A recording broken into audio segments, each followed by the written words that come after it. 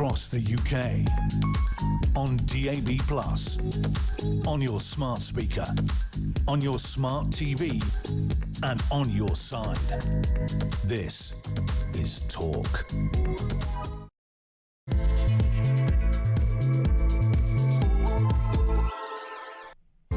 And good afternoon. Yes, welcome. It is the home of common sense. Loads to get through. Thank you to Julia. She's back tomorrow. So the Prime Minister is attempting to de-escalate the situation in the Middle East and says it is key to addressing the cost of living crisis. Starmer also acknowledged that Trump's actions in Iran will likely drive up energy costs this summer.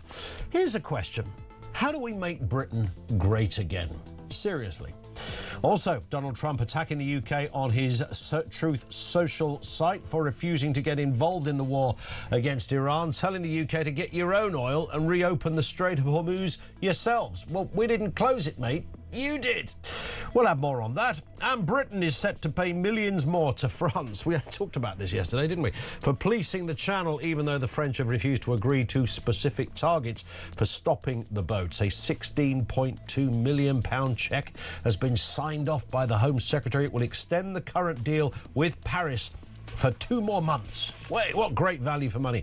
Providing a subsidy for French beach controls. I can't wait to see this in action. I could give you the result, like a Sicilian general election. I could give you the results before it happens. Details to come. Everything you need to know and all the breaking news as ever right here on Talk. So much to get through. So here's a question. How do we make Britain great again? Think of it like this.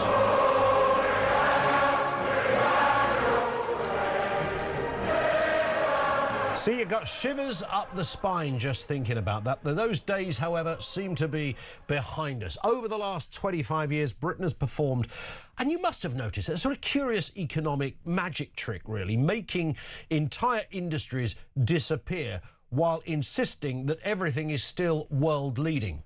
Manufacturing, once the backbone of the economy, has been steadily hollowed out, sold off, outsourced, or quietly neglected, replaced by a polite national faith in finance, property, and artisan coffee shops. Successive governments, red and blue alike, have treated industrial strategy almost like an optional extra, preferring, and this is the key, short-term headlines over long-term resilience. Our current Prime Minister was sure he could solve the problem. The purpose of this government: end decline, reform our public services, grow our economy from the grassroots, and with resolve, with respect, with the flag in our hands, we will renew this country until we can say with total conviction that Britain is built for all. Cobblers. Yeah, I mean, he said he really believed it at the time. Meanwhile, the cost of living, of course, has staged a relentless ascent 20 years ago. Think back to what it used to be like. You could afford a home, heat it and eat without checking your bank balance. Wages jogged, prices have sprinted in that time. Housing has become an extreme sport to try to get one. Energy bills a seasonal horror, and that weekly shop is an exercise in emotional budgeting. I mean, it's been horrific. Politicians offer that kind of same rehearsed sympathy we see time and time again, as if surprised by problems that have been decades in the making. Problems they, coincidentally, helped design. But again, our current Prime Minister has your back. We're cutting energy bills by over £100 per household today. We've extended the cut in fuel duty until September, and we're monitoring that situation daily. We're supporting people exposed to heating oil rises, setting aside £53 million for that. We're taking back control of our energy security by investing in clean British energy, because that is the only way we get your bills off the roller coaster that is controlled by Putin and the Iranian regime. Cobblers, again. We hear this. The short-termism is absolutely breathtaking. The result for us is really a country, this has been the same for a long time, a country that on paper we are richer than we were 25 years ago. Poorer in practice, increasingly unsure of what it actually makes, apart from good excuses from our politicians. We used to build things, of course. I mean, properly build things. Ships in the Clyde, steel in Sheffield, coal provided the world, textiles clothed the world. We made cars people wanted and not just finance deals to afford them. Even electronics, we were world leaders in that. Now those industries survive mostly in museums. We swapped furnaces for spreadsheets and called it progress. And successive governments insisted the future was, of course, in services, as if an economy could live on vape shops, consultancies and house price optimism alone. It turns out when you stop making things, you start losing more jobs. You lose resilience, identity, and that quiet confidence of a country that knows how to produce. Look, there's nothing wrong with change, but we have been at the mercy, of course, of China and the Far East, beating not just us, but everyone on so many areas and so many industries. So where do we go from here? Do we try to find, very simple, look at it this way, do we try to find new ways to be world leaders and make our mark all over again? Or do we have to quit the Britain is a world leader stuff and resign ourselves to being championship level at best, a country that follows but never leads, and a place where most people will regularly be skint? Although our current Prime Minister, yet again, reckons he has it under control. I want to reassure the British people that no matter how fierce this storm, we are well placed to weather it. Cobblers, he's at it again. He can't stop himself. We're well placed to weather it. We've heard this throughout the years so many times. How do we make Britain great again? Will we ever see days like this?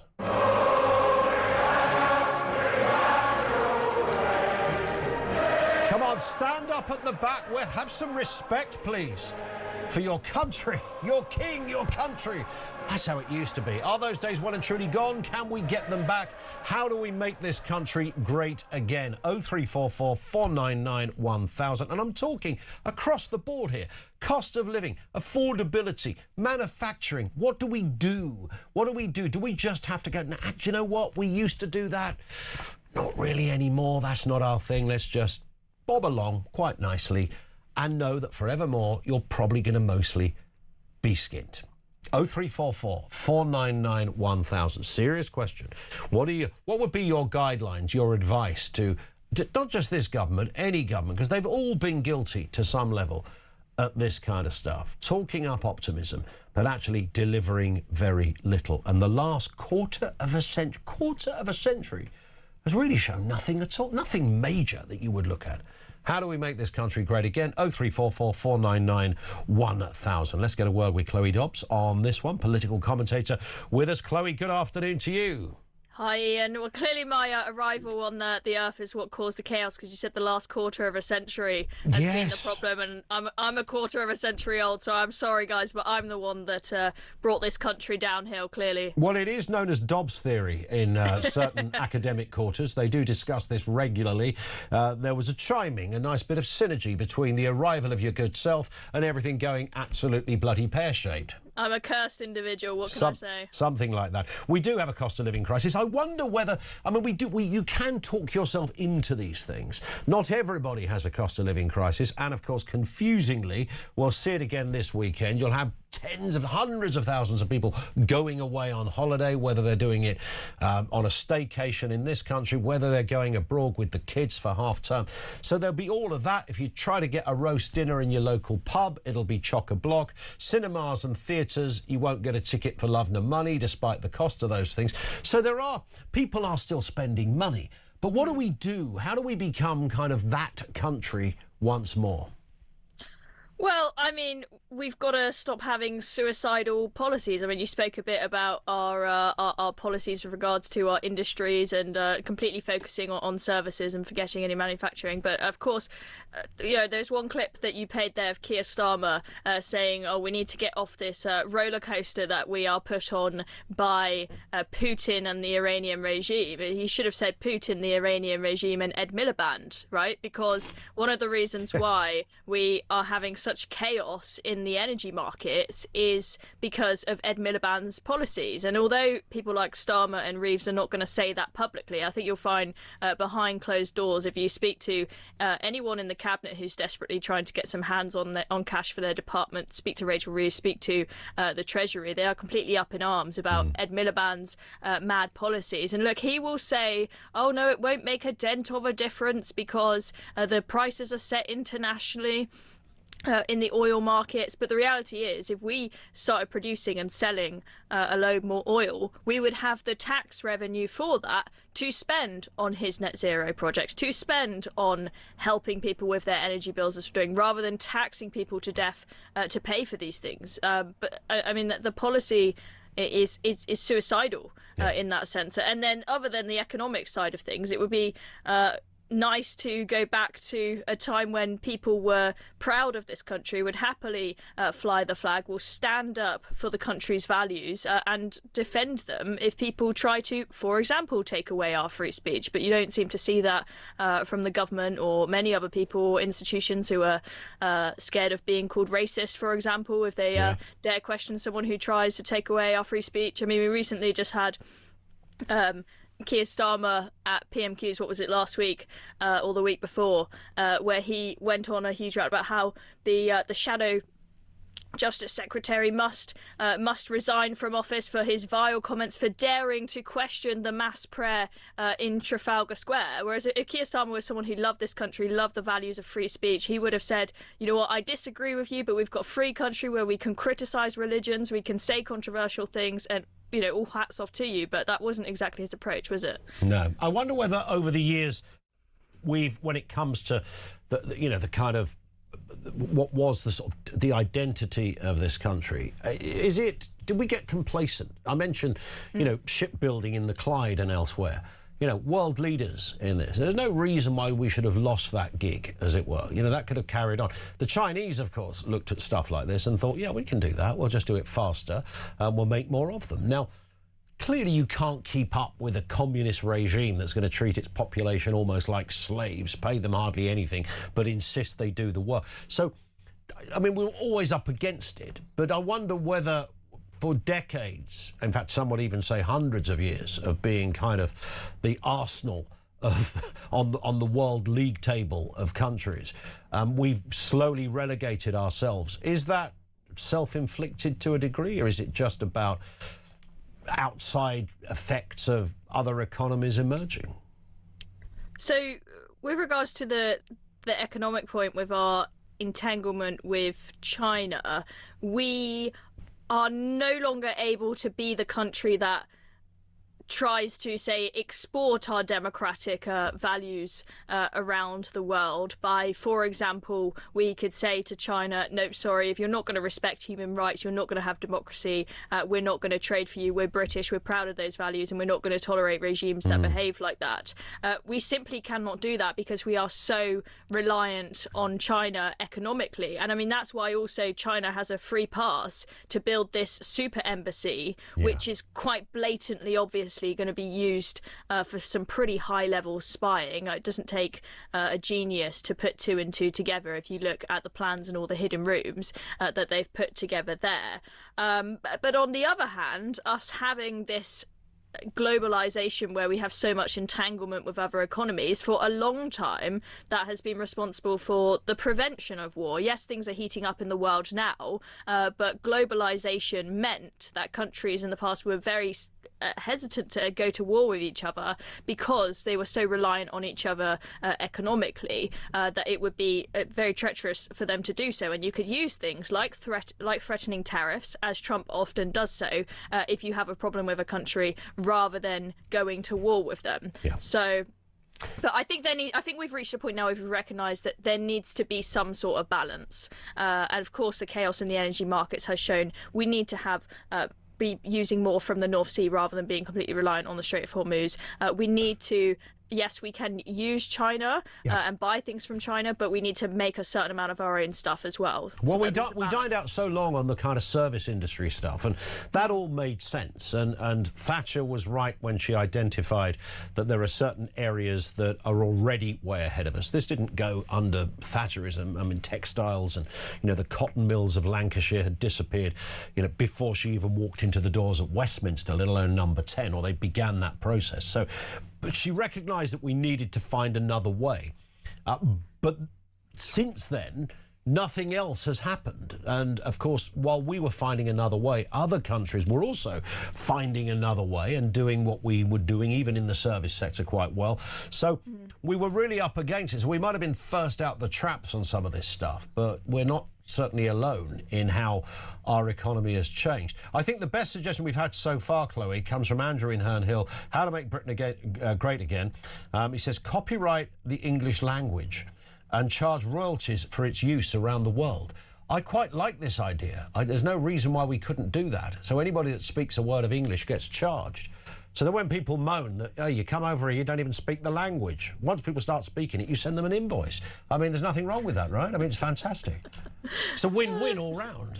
Sounds a little bit batty. I'm not sure what Keir Starmer would think if you suggest that policy. I like the notionally. I like it. But I mean, on the question of the service economy, I would say I'm happy for us to have a more dominantly service-based economy if that is where we have that competitive advantage. But we started losing that competitive advantage by, for example, not taking advantage of the deregulation benefits of Brexit that we could have had to make ourselves more competitive.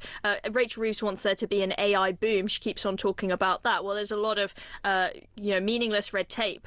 A lot of it has come from the EU and has stuck with us. That would need to go. And also, if we want there to be an AI boom, we need cheap energy for these huge data centres that are necessary for that. And everyone's going to invest elsewhere. They're all going to be investing in Silicon Valley and wherever else for the AI projects. If we have crazy expensive energy in this country, that is one of the things where, I mean, you look at any kind of bar chart comparing energy prices to different countries, that's one where there's the most stark difference between the UK and other countries on various different economic measures, is the cost of running business. If you run an energy intensive business, it's like Britain is a no-go zone. So how are we going to have an AI boom if we're still pursuing Ed Miliband's wacky policies? It's a good point. On that point as well, Chloe, stay with us. We're going to take a short pause. We're going to come back to that new cracking deal with the French. Wow. Why don't we just send them, get us all to individually send money in an envelope over to Paris? Would that not be easier? I mean, at the moment, what we're doing seems to be, there is literally no tangible results. We'll come to that story and more in just a moment. 0344 499 1000. More from Chloe on the way. Lines are open. How do we make Britain great again? Serious question. What are the pointers? What is the advice you would give to our government in terms of getting us out of this trough and start growing once more? Lines are open. This is Talk.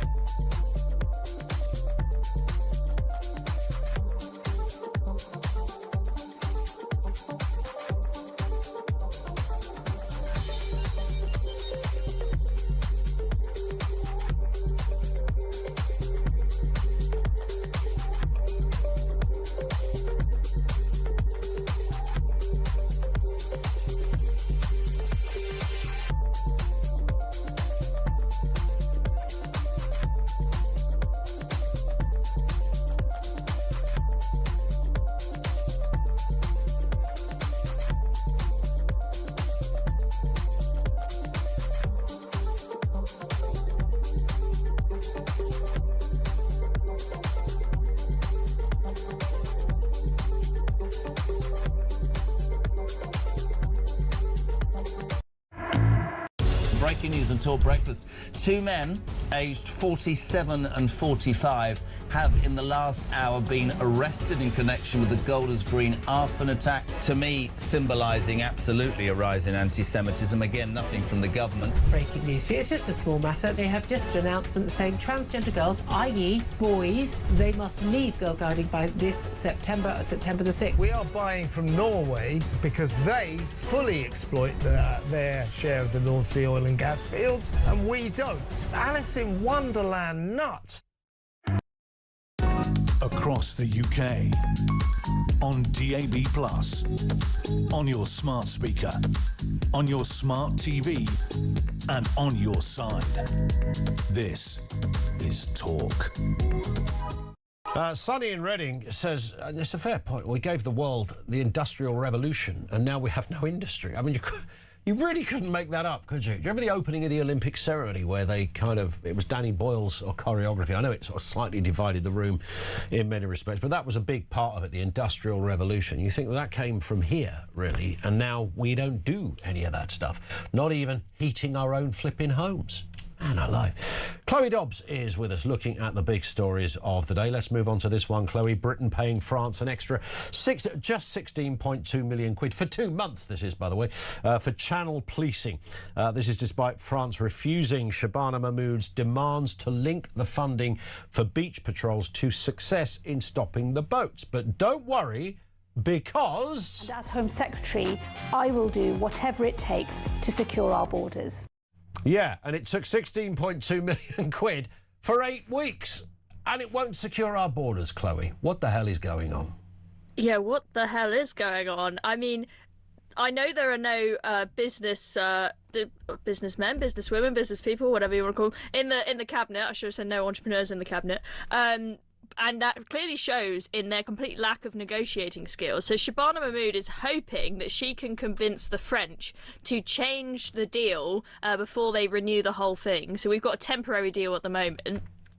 For 2 months as an interim, while she's still trying to negotiate with them in order to get them to tie the payments to performance. You'll only get the money if you stop X number of crossings, because at the moment the number of crossings that they are stopping has gone down from 50% before we gave them a load of cash to 37%. So it's gotten worse. So clearly they're just pocketing our cash and doing nothing with it. The French do not seem that willing to negotiate on that and make us insist that we get something for our money. What has Shabana Mahmood done? Rather than saying, right, the deal expired on Tuesday night, you are not getting a penny more of our money until you do a proper deal with us, she says, we're going to keep on rolling the cash to you until you agree to what we want. Why would they? Why would they bother to make a deal with us that is tied to performance if they know Shabana Mahmood is going to keep on doing these interim agreements, throwing cash their way? What is the point? And they say, oh, but we're worried there could be 2 months where the French are not patrolling the beaches properly.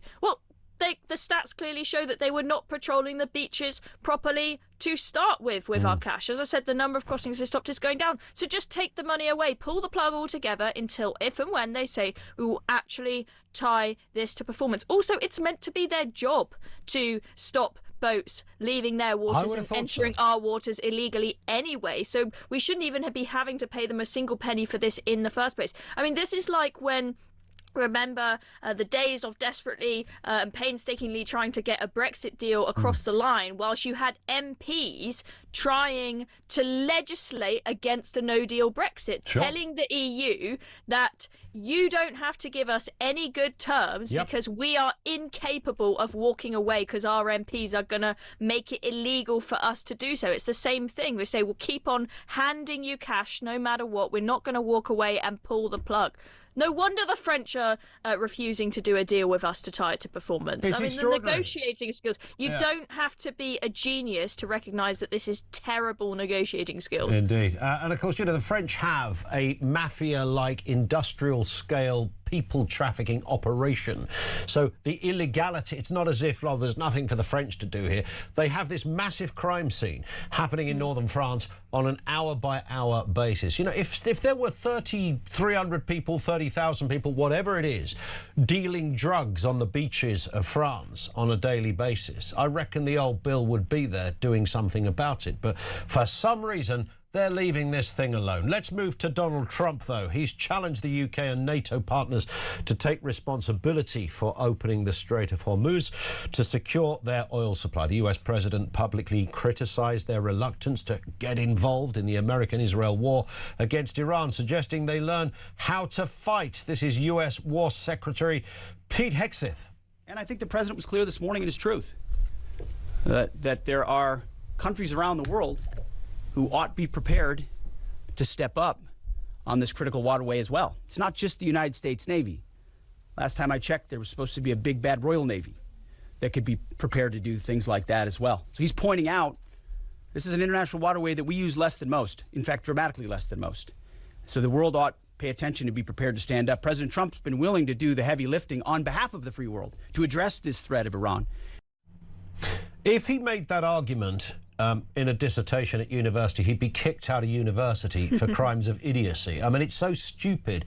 Even if you're a genuine supporter, mostly of Donald Trump and what he stands for, I mean, this is crazy. You can't create a situation, be responsible for a situation, even if it was for the common good eventually, and then say, well, you've got to sort this out yourself. Nothing to do with us, Governor. Well, it is. I mean, you can't really make that argument. Certainly with not a straight face, Chloe.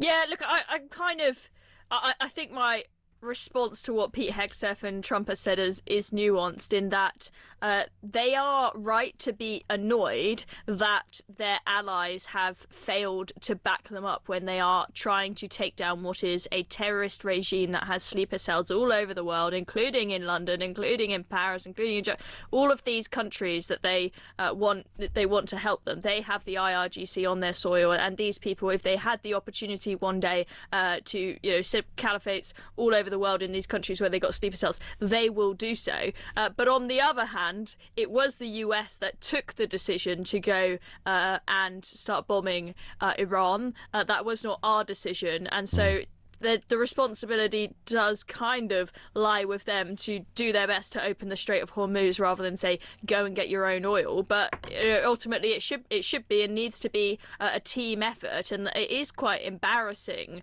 that we seem incapable of having any ships ready to go out and help. It took ages to just get one ship to leave the port. All of them apparently are in the middle of being refurbished and of falling apart and whatnot. I mean, it was quite telling, and it makes you think if we were invaded tomorrow, if the Americans did not come to our help, we would be in big trouble. And of course Trump is now suggesting, we might pull the US out of NATO. I mean, we'd be toast without him. And I do think I don't think that Trump will leave NATO, but he's saying that to try and force the UK and other European allies to actually stick to their word about increasing their funding, Chloe, to NATO. But the problem, Chloe, as I see it, is that using the kind of language like, we would be there to help you, why are you not there to help us?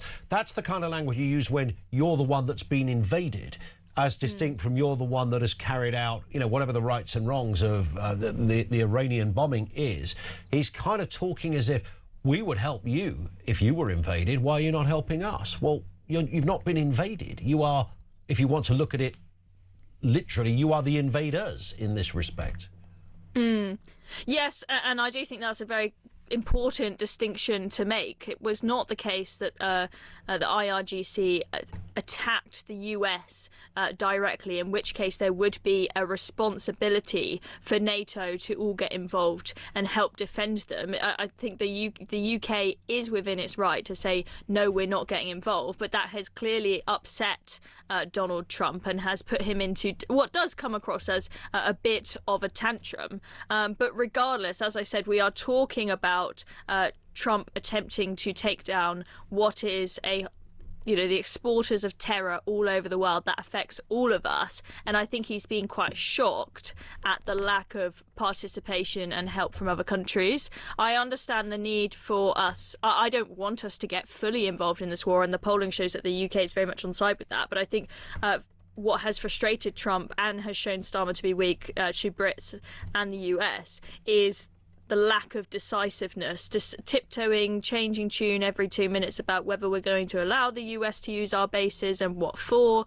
It's just made him look very weak, and I think Trump was right to say we're not dealing with Churchill here.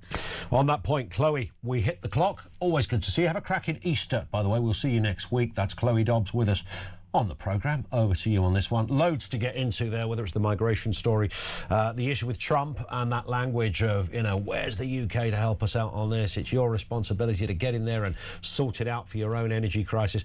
Thoughts on that? And the bigger question, how do we make Britain great again? We're going to speak to Ian Duncan-Smith in just a moment, former Conservative Party leader, also Michael Simmons, economics editor at The Spectator, with us as well. Lines are open. How do we make Britain great again? 0344 499 1000.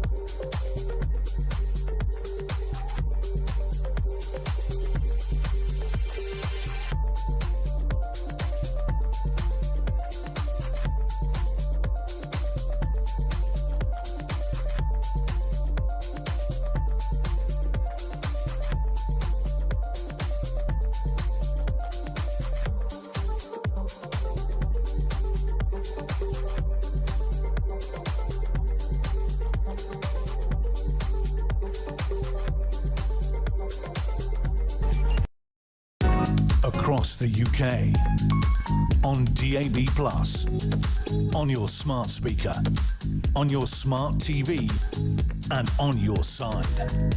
This is Talk. It is Talk 0344 499 1000. Lots of calls and comments coming in. We'll get to some of those in just a few moments' time. The Prime Minister is prioritising international cooperation to de-escalate the situation in the Middle East, seeing it as the fastest way to help the cost of living crisis. Keir Starmer admitted the US president's Iran conflict will likely increase UK energy bills this summer, and stated that closer ties with Europe are now increasingly clear for restoring Britain's standing. It's opened up a kind of wider debate about the cost of living crisis, what we do as a country. What is the centre of our DNA anymore? Rule Britannia, no longer manufacturing, nor what it used to be. Let's speak with Ian Duncan-Smith firstly, former Conservative Party leader. Ian, good afternoon to you. I mean, to pick up on that point, we used to manufacture, engineer, build things, ships, textiles, coal and technology. Now we have minimal industrial bases, but we do have 700,000 vape shops. What on earth has happened to this country? Well, at the end of the day, the real problem why we don't manufacture literally is down to the cost of energy. British energy costs now are probably the highest in the world, certainly the highest in the developed world.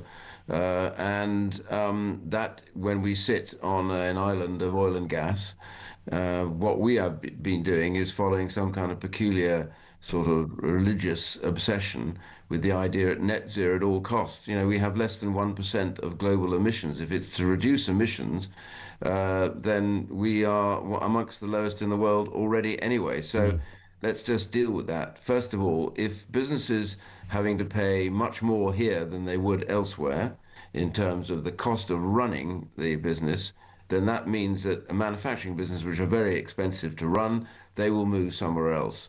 And they moved, many of them, to other countries in the third world, but particularly also to China, which was a massive mistake. And the governments that had helped that made a huge decision to do this, and they were wrong, because what China has done is basically it undercuts the world market by using slave labor. It also subsidizes manufacturing organizations and others to bid abroad with support for 100% of bid costs, which means they can undercut any other businesses. The classic case of that is Huawei and the telecommunications system. We know very well that they are backed to that 100% by Chinese banks, which is why they've destroyed literally all the competition in the free market in that area, and now they are dominant. Now, luckily, we were able to stop that, I and others, back in 2020. But the reality is that they've been doing this everywhere. They're just one of a myriad of different Chinese companies. So we've been stupid in opening up, as we have done to China. We've been stupid in ensuring that our energy costs are high when we could, for security, be drilling in North Sea. I also happen to believe that fracking would be a very good idea if we did it properly and rewarded those in the areas that they are fracking, because that is the reason why America is booming at the moment, because its energy costs are much cheaper than ours. Industry has returned to the USA, and they are literally being able to sell flog goods and their oil around the world, whereas we sit on this oil and gas and we refuse to for ideological reasons. So first of all, with regards to manufacturing, it's the cost base. It's the labor point too. We have to make sure that the labor is there and properly trained. And we've got to get to grips with post the COVID outbreaks, problems of mental health and disability that have been ballooning now since then. When I left office, we had the lowest number of workless households since records began, and we had more disabled people going into work. And so what's happened since COVID is that seems to have collapsed, and now we have to get back to making sure we don't medicalize everything that's wrong in your life. Sure. You know, depression, anxiety, these things are best dealt with by going to work, not by medical treatments. And that's why we should be getting people into work. And if they won't go into work, well, you have to say you cannot get benefits if you're refusing to take jobs. And so all of this could be a starting point for us to begin to build back. Do you think on people are great, you know? Yeah, indeed. I was just going to say, Ian, do you think on the wider point that politicians of all parties are kind of hesitant or even just plain scared to make long-term decisions? Because it's quite an ask, isn't it? You know, you're elected, you're there for potentially 5 years. If you run a full term, of course, you might get in again, you might not get in again. So saying to the electorate, OK, we've got a plan here, we're going to go nuclear and we're going to build all these kind of little hubs around the country. But it's going to take 10, 15 years. Now, that could have happened post-Margaret Thatcher. It could happen during John Major's years, Blair, Cameron, you name it. But it never did happen. And the argument that was often forthcoming, I remember Nick Clegg saying this, it'll take too long. Well, if we'd have done it then, we'd be sitting here now providing our own energy and not asking or looking for anyone else. Iran would be a kind of a footnote in the current news agenda. Well, yes, that's true. These nuclear power plants, beset by huge amounts of regulation for obvious reasons, that if something goes wrong, it could be catastrophic. They take a while to build, and also our planning rules are such that everybody objects to them the whole time, and therefore you first of all spend years trying to go through the planning process before a single brick is laid or anything is in production. So that's one of the biggest reasons why they take so long. I mean, I think these smaller reactors are, in some senses, the real future, where you have these small reactors that deal with sort of a much more local level. But that notwithstanding, that nuclear energy is expensive. As is green energy expensive. And the reason for that is because with all of this going on, the costs of setting up a nuclear plant are enormous. And therefore the strike price of electricity becomes quite high. Now, with all that in mind, we still have to recognize that I don't know of any other country in the world that would have the kind of resources we have, and we would be importing gas and oil from Norway. Norway, we get most of our oil and gas from. They're getting it from the North Sea. Oh, hang on a second. Aren't we on the North Sea as well? Yes, and we have some of the major oil fields here. It's literally ours. It's not as if it's somebody else's. So why are we not doing this? And we're also told, by the way, by Miliband that, it doesn't affect the overall global price of oil. No. First of all, oil that we buy from places away where they have to ship it as LNG, they have to reduce the gas into a liquid, very expensive process, also energy intensive. They have to ship it by sea, expensive. We have to unbundle it into gas again, this end, expensive. By the time we get it in our boilers, it's expensive, way above any other cost. Here, if we were getting gas from the North Sea, we'd push it into a pipeline, go straight into the system, no extra cost whatsoever, and we would be like America. We would have cheaper costs of fuel and therefore energy cost low, and we'd be able to compete. So competition will make Britain great again, but to be competitive, energy is at the heart of it, and training is also at the heart of it. Yeah, and you never use the word logic and Ed Miliband in the same sentence, I guess, is also a lesson in all of this, because it just does. It never works. It only ends in tears. Ian, great to see you again. Have a lovely Easter. Ian Duncan-Smith, former Conservative Party leader. Let's speak with Michael Simmons, economics editor at The Spectator. Michael, good afternoon to you. Look, it's the usual thing, isn't it? If you ask a bunch of economists, what is the way to settle this and make a country grow and become fruitful, and everybody's, having it off royally, financially, everybody's nice and rich, you'll get 100 different answers. There's left-wing thinking, there's right-wing thinking, and even in the middle it differs wildly. So there isn't a, Adam Smith had some great ideas, but it's not a one-size-fits-all answer to solving a country's cost of living crisis or the wider economic woes. However, I think you are the Oracle of Delphi when it comes to this. So what is our answer? Let's make Britain great again. Where do we begin, Michael? Well, it's not where we begin, it's where do we stop. We need to do everything everywhere all at once.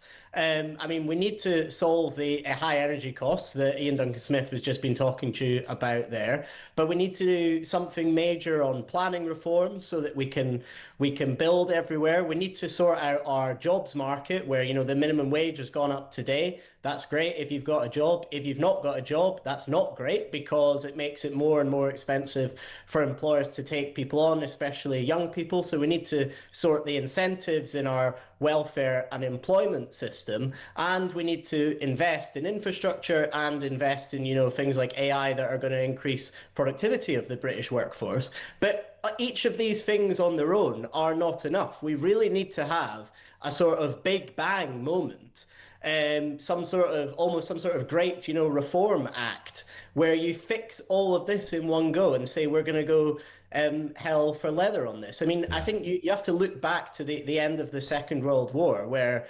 multiple governments kind of took fixing the economy as this thing that they were going to carry through parliament to parliament. I don't know how politically we get there, but if you want the simple economic answer, that's it. Yeah, indeed. And it's kind of interesting, isn't it, that we were talking earlier about this, our kind of position in the world. And, you can't rewrite history, and once upon a time, Royal Britannia, the Industrial Revolution, Lord knows we were running the show, and things were always going to change. Of course, that's fine. New economies emerge, and those economies find their own areas of expertise, and China being the obvious example that has usurped, pretty much the rest of the world in so many areas. But can that, you say throw money or do it in as many places as you can.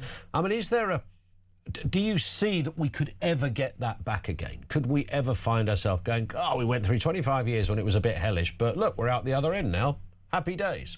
Yeah, I genuinely, look, we're not going to become a world superpower in the way that we have been in our history, but there's no reason, we can't be the absolute top of kind of the B League, if we commit to these things. And the reason I have confidence in that is I think about like British brain power. If you look across science, whether it's journalism, people working in finance, whatever it is, I don't think there's a country that is better at analysing our problems than Britain. Everyone knows we have this energy problem. Everyone knows we have this workforce problem. We're very good at talking about it and pointing it out. The bit that we struggle to do, that other countries do, is actually building the solutions that fix the problem. We just need to get on and do things. And that's where political leadership comes in. You know, you need a political party. I think Labour wasted a chance to do this, and potentially the Boris Johnson government wasted a chance to do this when they had a national emergency. Yeah. But Labour also could have said, we've just come in, we've got a big landslide majority, we're at the peak of our political powers, we can rush all this stuff through. And the trouble is, now that we're this far into the parliamentary term, they've lost a lot of that power, and they don't have that capital to get these things done.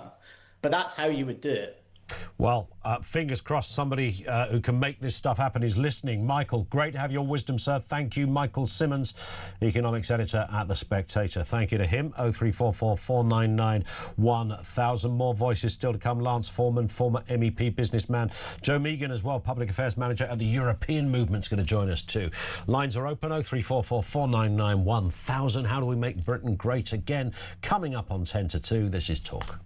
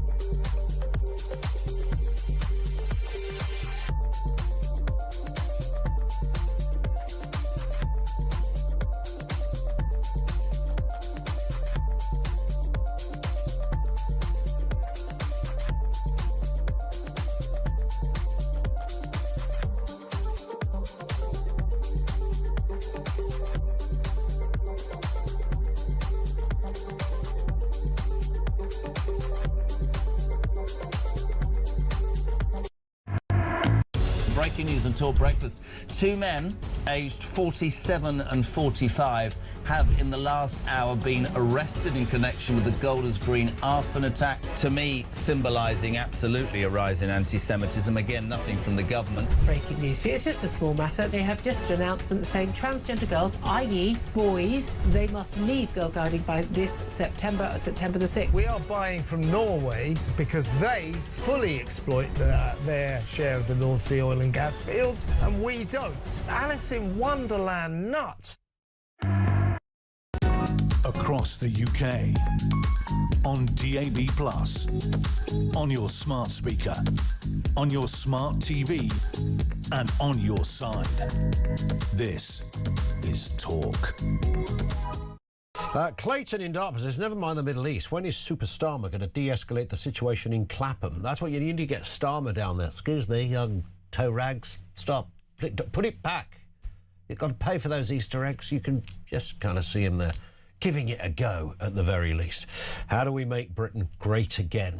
It's a serious question, of course, borrowed from the famous Trump phrase, but for that purpose of this debate, cost of living our industry, the future of this country? What do we stand for? What do we need to do? How do we move forward? Lance Foreman, former MEP and businessman, is with us. Lance, good afternoon to you.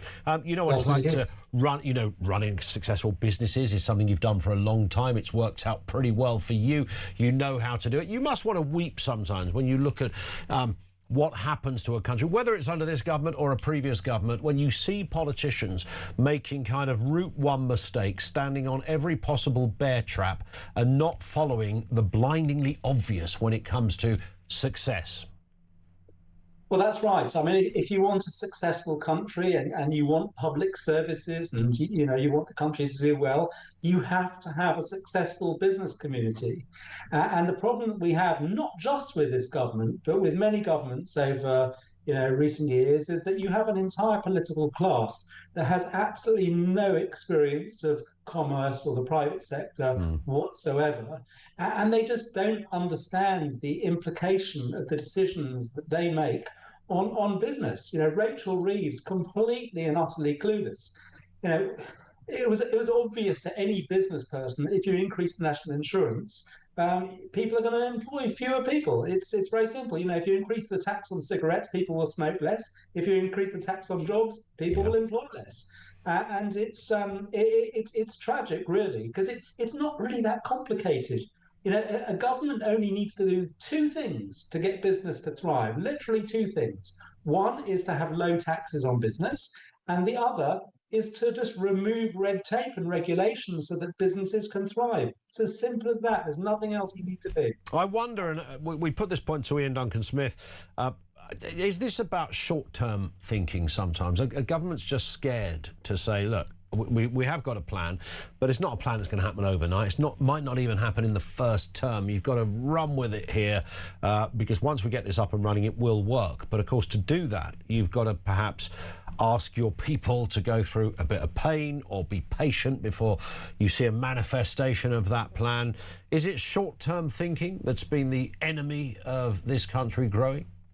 I don't think it's short-term thinking. I think it's just a complete and utter lack of awareness.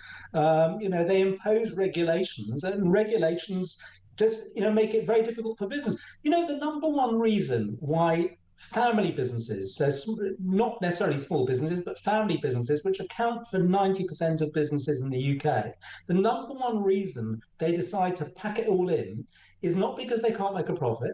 It's not because there's no succession in the business. It's because the owner just comes into business one day and just puts his head in his hands and says, there's just so much regulation, compliance, red tape. I don't need this anymore. I'll pack it all in. I've got enough in the bank. I'll go and move to Dubai or somewhere, maybe not right now because of the war, but, and they just give up. There's no, you need to encourage entrepreneurialism.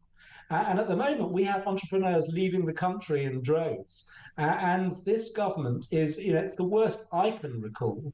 And it's, it's a shame for the country because there are a lot of young people that are entrepreneurial that would love to, start a business, grow a business. And it's a great thing to do. But not right now. Yeah, indeed. The environment for growth is just not that good. As you say, it's not particularly ripe. It's expensive taxation. Red tape is off the scale. Lance, great to have you on with us. Thank you, sir. Lance Foreman, former MEP and businessman.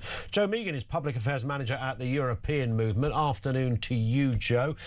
We can argue forever, of course, where does our financial success lie? Is it all down to leaving the EU? Perhaps you're going to tell us it is, that we're royally skinned, it seems, although from looking at the wider picture of this country, I think we've been on a pretty downward spiral for about a quarter of a century, whether we're in or out of the EU. That's an interesting point to put across.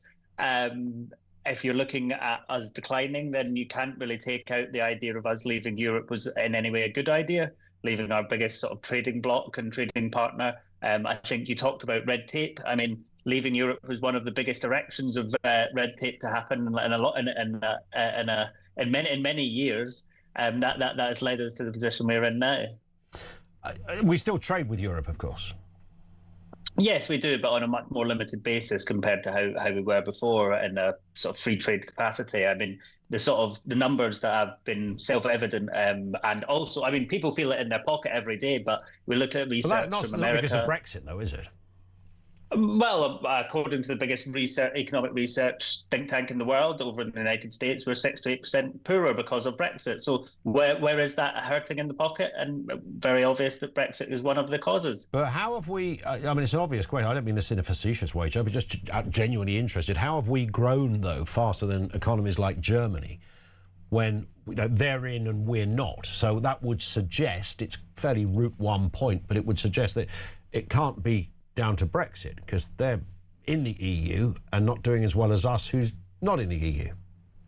Yes, whether we're in or outside, it doesn't negate the fact that we're a dynamic economy that would be growing well. The idea isn't not that we're not doing well in comparison to Europe, it's that we're not doing as well as we should be. It's our potential. We're missing out on potential here. I'm not too worried about, stacking up in a league table against who, if everyone else is only growing by 1% and we're growing by 2%, that's not great. But if we have the potential to be growing by 8%, why are we not doing it?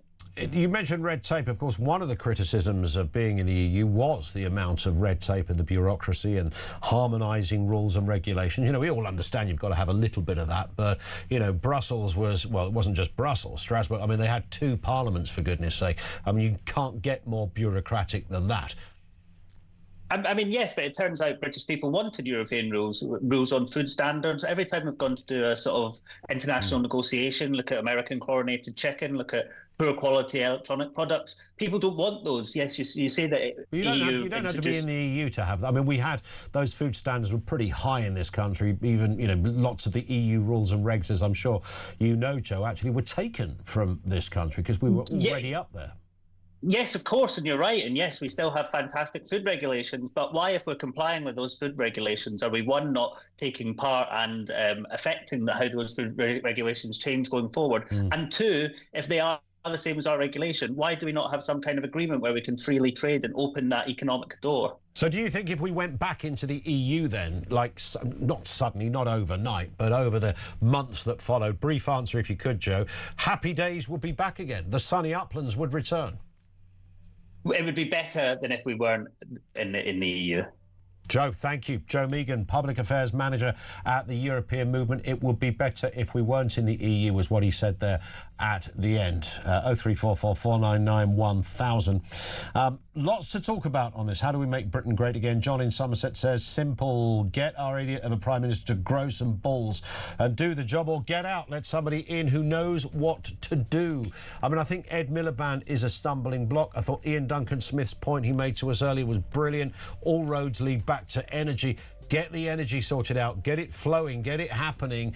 Let's be in charge of our own energy security and do what we need to do, because it's underneath us and it's next door to us. It's right there already. We haven't got to go looking for it. 0344 499 1000. How do we make Britain great again? Back after this.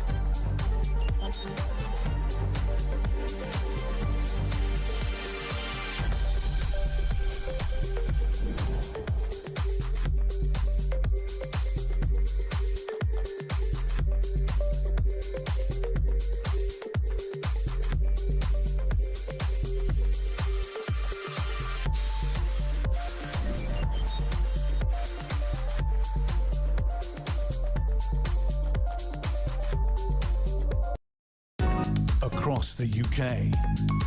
On DAB+, on your smart speaker, on your smart TV, and on your side. This is Talk.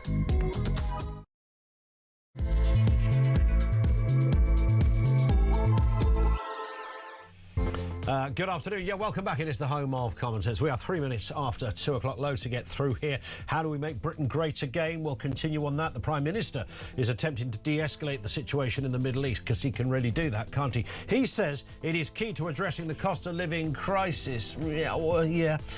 He's acknowledged that Trump's actions in Iran will likely drive up UK energy costs this summer. There are answers to this, Prime Minister, but Mad Red Ed will not let you do it. Grow some, as our previous commentator John in Somerset said. Grow some, man. How do we make Britain great again? And the wider issue of our industry and everything that we once stood for. Can we get that back, or do we have to just resign ourselves to the fact that the happy days are behind us and we're going to plod along like we're Watford playing football? Also this afternoon, Donald Trump's attack on the UK on Truth Social, his social media platform, for refusing to get involved in the war against Iran. He's told the UK, get your own oil and reopen the Strait of Hormuz yourself. He's come straight out with it. Not really our fault that it was closed in the first place.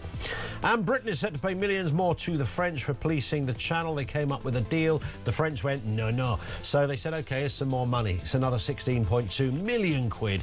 It's a cheque signed off by Shabana Mahmood, and it only buys us another 2 months of assistance. By the way, what do they mean by assistance? As far as I can see, they've done naff all in the channel. Lines are open, 0344 499 1000. Pumpkin says, why don't we just sue the French for letting the migrants invade our country? Yeah, I wonder what there must be a lawyer out there who's going, yeah, that's a good idea. Let's give it a go. This one comes in from Davy. Davy's ex-Royal Irish Regiment, West Kirby, on the Wirral, says, US considering leaving NATO. Excellent news. Good riddance, Yankee idiots, says Davy. I think Trump has lost a lot of support over here in many respects. Even those that quite like Donald Trump are it's a bit of a question mark over the the Strait of Hormuz and the responsibility for opening it. It's like, we're going to go and bomb this place, and now we've done that, the war's over, we've won. Can you lot over there, can you come and clean up the mess? Because it's down to you now. I think we can debate that on another time. What I do want to debate right now, however, is that issue of what is happening in France, or our deal with France, that extra 16.2 million quid for 2 months of channel policing. Neil Hamilton, former Conservative MP, former leader of UKIP, is with us. Neil, good afternoon to you. Haven't seen you for a while. Hope you're well. I mean, this is kind of the... we often talk about the definition of madness, don't we? I mean, here it is, right in front of us. Yeah, well, 16.2 million for 2 months is bad enough. But, we've spent £478 million on this so-called migrant deal since 2023. That's what's now up for renewal. Yeah. And we're planning to spend £650 million or more if it's renewed. So, I mean, these are not small sums of money, are they? And what are we getting for it at the end of the day? Whilst the French did stop 22,000 migrants getting across the Channel, as recorded, in 2025. Of course, once they're taken back to the shore, they just get on the next boat and come back again. Eventually, they get through. The big problem for France, of course, is that they don't control their borders either, in or out. And the whole of the EU is like a leaky sieve as far as migration is concerned. There are millions and millions of illegal immigrants get into the EU at different points. And then once they're inside, they can move anywhere on the continent. Hence, they end up on the shores of the English Channel, and then they come over here. But, the answer is really in our own hands, isn't it? We need to have a government that's prepared to take illegal immigration seriously and stop the boats coming across, or if they do get across, then they don't get into this country. They're shipped off somewhere else, such as the Rwanda scheme anticipated, or something of that kind, or else we put them in secure accommodation. We don't just put them into 4-star hotels, give them allowances, free phones and all the rest of it. Those are all the pull factors that make them want to come here. No wonder they don't want to be in France, they want to be in Britain, because we're so much more generous in the benefits that migrants can get. It is extraordinary, isn't it, that of all the, the capabilities we have, this evening they're sending a rocket up to the moon. It's going to have a little float around, do a bit of a reverse, a few somersaults, come back again, and off they popped, ready for the next minute. We can do that, but we can't stop a rubber boat crossing the channel. Well, of course we could. It's just we don't have the will to do it, do we? That's the main problem here. We've got a government now that's even more weak-willed than the last lot, and they were bad enough. The Boris wave, which let 1 million migrants added to our population in when Boris Johnson was Prime Minister, in spite of the fact that the Tories were officially committed to cutting net migration to less than 100,000 a year. So there's a bad inheritance that the current government has had to cope with, but they've shown no interest whatsoever in solving the problem, and giving money to the French it doesn't seem to me to add anything to our abilities to control our own borders. We need to stop the boats, or at least make it so uninviting for people to land illegally upon our shores that the incentive factors are just removed. Is there a party out there that seriously would... there's a lot of parties saying they will deal with this, but is there a political party, Neil, that you think literally will? Day one in office, things will change? Well, obviously UKIP does, but there's Reform has got a credible package of measures to stop this tide of migrants, and I don't think anybody doubts that Farage and co would make a significant difference if they win the next general election, because that's 2.5 years away probably. So we've got a long haul to go where this migrant flow simply isn't going to stop. The numbers are actually increasing on last year. We've already had, what's the number for this year? With 4,500 illegal migrants across the Channel in some of the most inhospitable months of the year. Last year we had 41,500 illegal migrants just in the small boats alone. And let's not forget those who come in on lorries and other forms of transport, and then the illegal overstayers, people who come here lawfully on visas for 6 months or whatever and never bother to go home at the end of it. We don't know what those numbers are. Over the years, it's amounts to millions and millions of people. Yeah, it is a national crisis. It's sort of we sort of developed a fatigue around it, it seems, or certainly politicians have. We see these big numbers so often in its varying forms, as you say, Neil. That could be channel crossing, it could be overstayers on visas, but the numbers are so big and the knock-on effects are so big. But we now sort of glaze over when we see these headlines. We're almost used to it. Well, I certainly don't glaze over. Every day, as I see on the news, on the television, more and more small boats arriving, I'm just more and more angry. It's difficult to imagine becoming more angry than we are or ought to be at the moment, because what we're suffering now is actually an invasion. Let's not put too fine a point on it. It's an invasion of millions over the years. We no idea who they are, where they've come from, whether they're dangerous or not. We've no idea what their skills are. We've no idea what their criminal background, if any, might be. This is a huge security issue, I think, as well as the costs. It's massive. The economic arguments are about as powerful as they get. We're talking, millions and millions per day in hotels. We have medical treatment on top of that. There's the social cohesion issue, and yet it seems to come under the category of any other business with this government and the last one.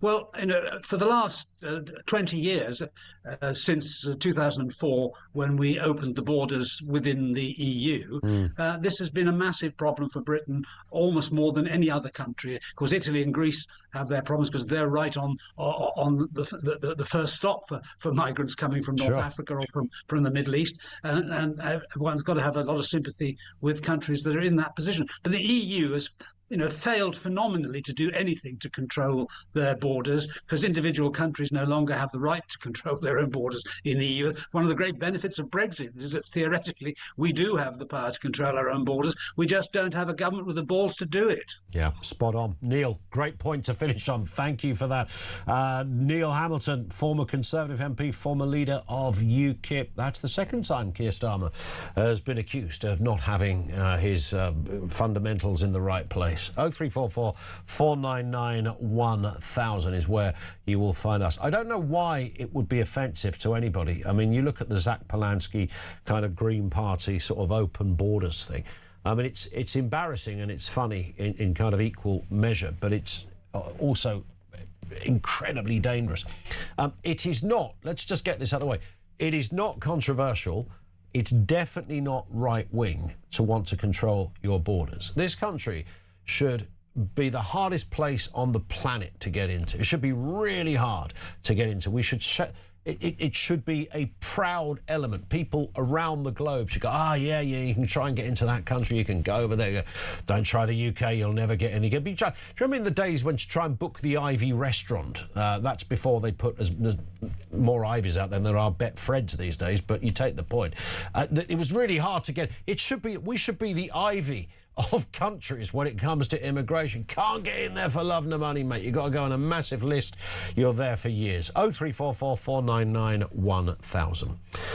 It's another message, bit of breaking news. Donald Trump posting on his Truth Social platform today says that Iran's less radicalised and far more intelligent new leaders have called on the White House to end the fighting in the Middle East. He wrote, Iran's new regime president, much less radicalised and far more intelligent than his predecessors, has just asked the United States of America for a ceasefire. We will consider when Hormuz Strait is open, free and clear. Until then, we are blasting Iran into oblivion, or as they say, back to the Stone Ages. Okay? It's not kind of, the Churchillian stuff, we will cause maximum damage to our enemies. It's not a bit of that. We're going to smash the out of you. We're going to blow you into the Stone Ages. That's how Trump rolls. We get that. I thought he'd won the war, by the way. He keeps telling us he's won the war. He also keeps talking about this new regime in Iran, and very few people can specifically identify who this new regime is. He did say they gave him a present a couple of weeks back, about a week ago. I think he said, gave me, I can't say what it was, but they gave me a present. Who delivered the present? Did Every deliver the present? Where did this present come from? The present for the president. We're talking about making Britain great again. Andy is in Chesterfield. Andy, what have you got for us? I'm afraid it's not good news here. Oh, that's a shame. I was hoping that Chesterfield was about to proffer some real wisdom of recovery here. I don't think there'll be any recovery, to be quite honest with you. I think it's gone beyond that point now. I don't see what we can do. And in regard to Donald Trump ending it, what everybody's calling a war, but it really actually isn't. I don't think he should stop. I think he should carry on. I don't think he hit them hard enough in the first place. Yeah. When he first started with this, the Strait of Hormuz should not have been a problem, because what he should have done is flown down the Iranian coastline with a fleet of bombers and absolutely obliterated the coastline of Iran, where all these missiles and small boats have been fired from and set off from. Where would that leave us over here? Well, it'll leave us without Iran. Well, that's true. I mean, there is not much left of Iran in some respects, though. Yeah, but it only needs one nutcase radical left there. But you're never going to get rid of that, are you? And that's all it needs. And the problem is they're taking over more and more of the world. Yeah. Remember, up until the 1970s, Iran was a reasonable country run by the Shah. And it was basically a regime of terrorists that took Iran over. I mean, what's happened to that narrative? The idea that that's what they were going to replace it with. I mean, Trump's not really talking about that. He's talking about this new regime, which is still the same as the old regime, but apparently a little more... what did he say? They're much more intelligent than the predecessors. But it's still the same regime. It's not the regime the people of Iran, we're told, wanted. I think that's nonsense, because I think Donald Trump has realised that these radical terrorists, which they are, that run places like Iran, that run places like the Gaza Strip, are very, very difficult to get rid of, because they don't play by any kind of rule. Yeah. And then when a country tries to deal with them that is forced to play by some kind of rules, like people like Court of Human Rights put in, they're hamstrung by it because your opponents are not playing by any kind of rules. You know, they will hide gun emplacements under schools and not care about it and that kind of thing. So what you've got to do is forget all the rules and just totally obliterate them. Well, it looks as if, I mean, Donald Trump, if we live our life through the lens of Donald Trump, Andy, then your wish has been granted. We will see over the next week or so, because this is going to be crucial, not just for here, but for the United States in particular. Andy, thank you very much indeed. One in from Becky, excuse me, says, I'm sat here listening and absolutely astounded at the political ignorance of this government. Instead of having the grown-ups in charge, it's like having toddlers in charge. We have 3 huge platforms amongst so many I can't even count with our government, and that is that we have a government with absolutely no economic experience, that have hidden behind their ideological madness all of their lives without ever living in the real world like the rest of us, and 2 zealots who are maniacally aligned with directions that are going to drive our country into the ground. Ed Miliband, there are simply no words. And also we forget Keir Starmer is an EU zealot. He will hang on to the thinnest thread that he thinks he can spin as an excuse to get us back into the EU. Who on this earth thinks that aligning ourselves with the worst performing trading bloc in the world is the best way to protect our country from economic downfall? Did he get his economic policy from the Mad Hatter? Finally, I'm afraid that I have to say, I'm with Chloe. Sadly, we are now reaping the seeds that Starmer and his cabinet sowed before they were even in government. And this is their treatment of Donald Trump. Starmer is the problem here, without doubt. There was no way on this earth Trump was ever going to trust him with the plans to take out the Iranian government for fear that Starmer would jump in and let the cat out the bag. And he knows really Starmer isn't an ally.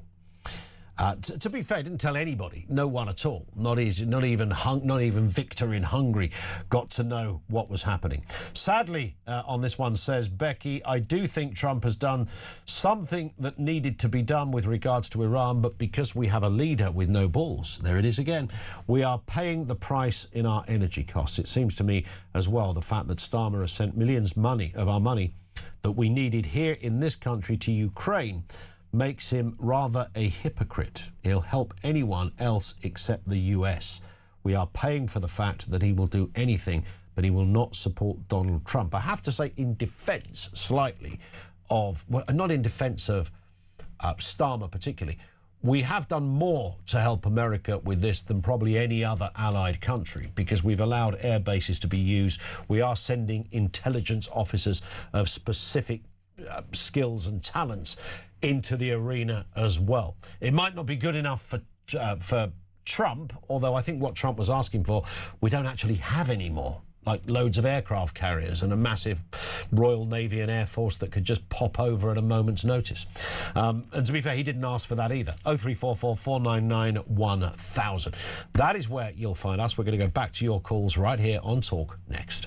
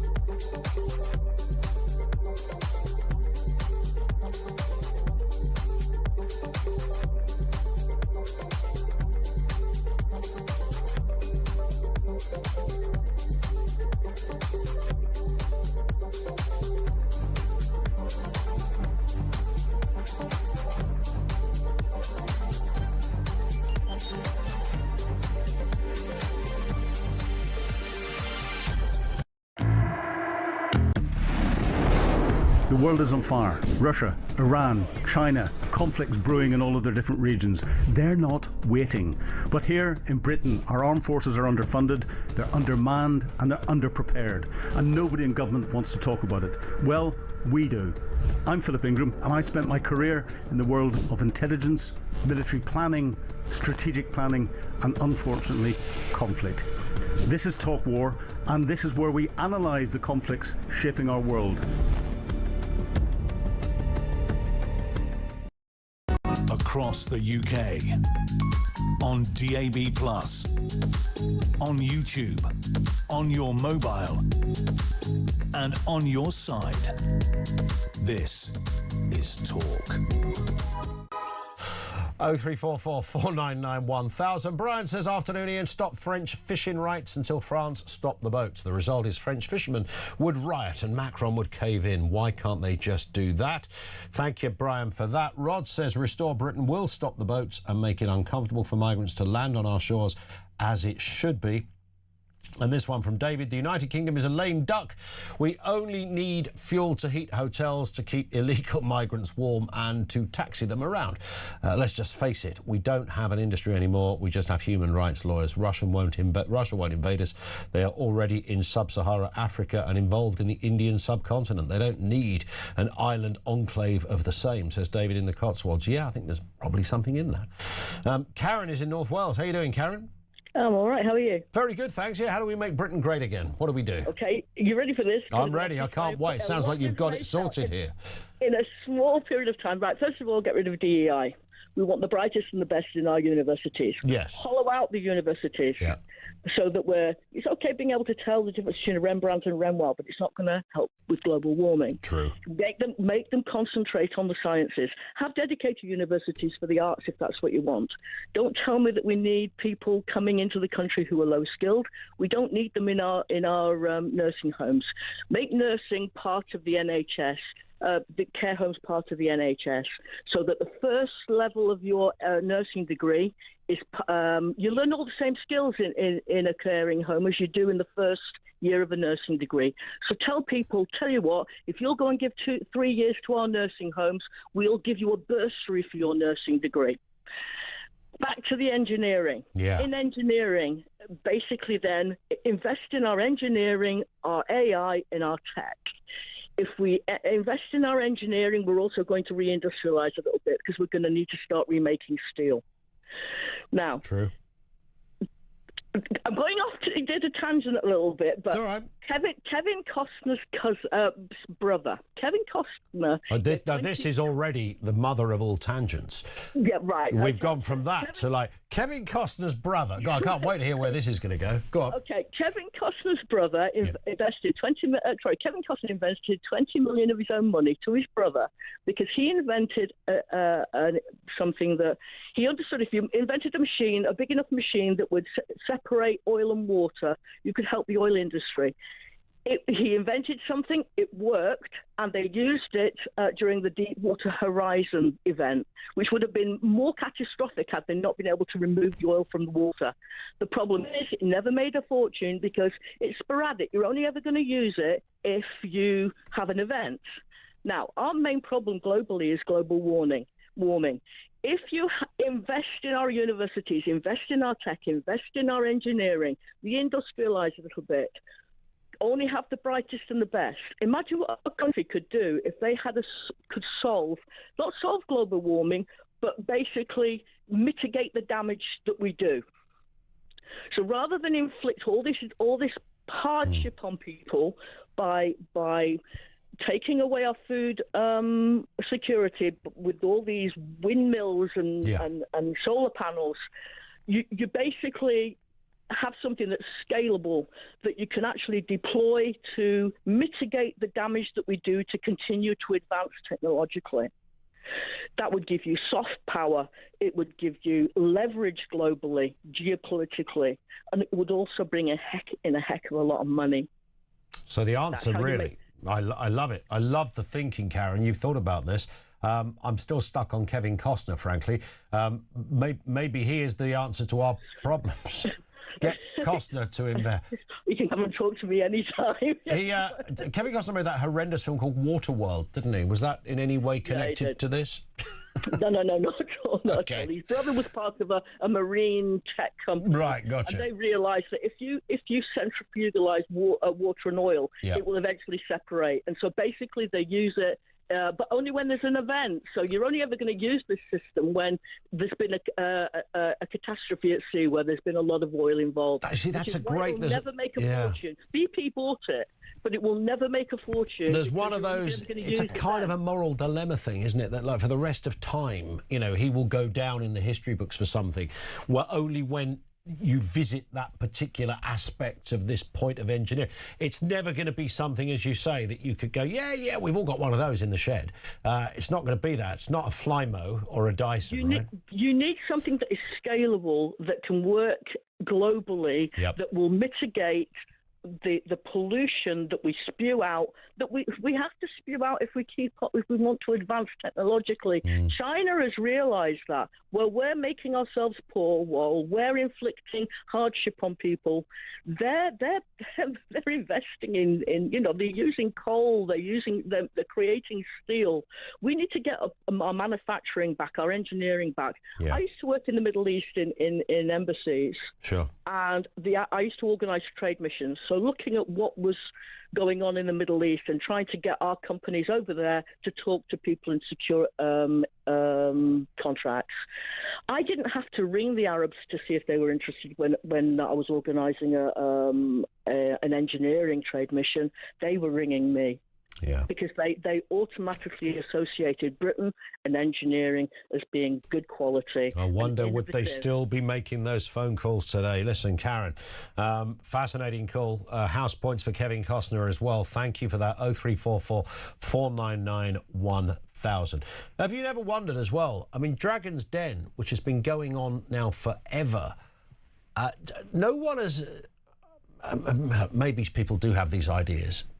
I'm just thinking, here we are talking about how to, make Britain great again, what we need to do. People go into Dragon's Den with...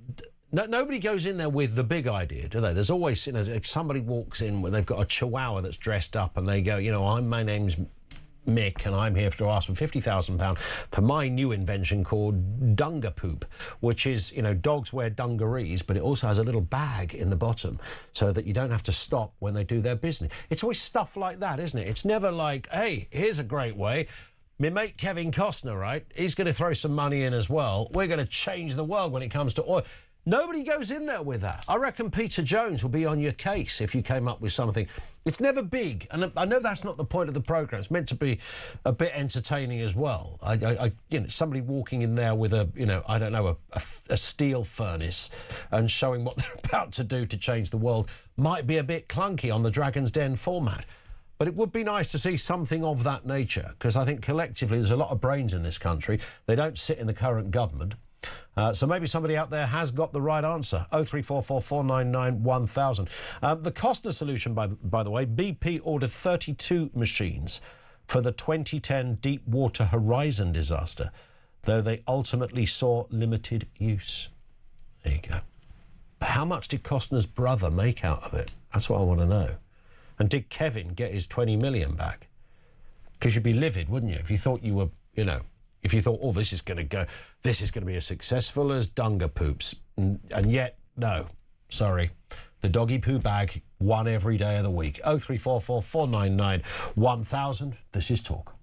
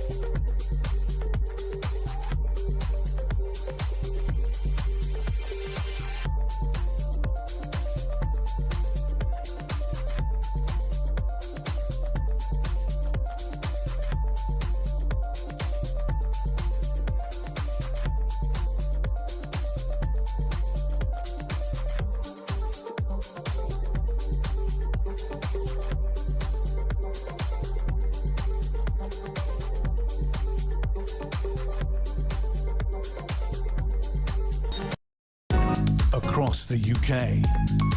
On DAB+, on your smart speaker, on your smart TV, and on your side. This is Talk. It is Talk 0344 499 1000. Dunga poops are flying off the shelves as we speak. Got a fella down in China. He's knocked up 2,000 since we've been talking about it. So get your orders in, kids. Amazon.co.uk/dungapoop. Buy yours now. Can we do a 2-for-1, Finn? I think we probably can. Yeah. I'm joking about this. Finn, our producer, probably will have a website up flogging this stuff by about 6 o'clock this evening.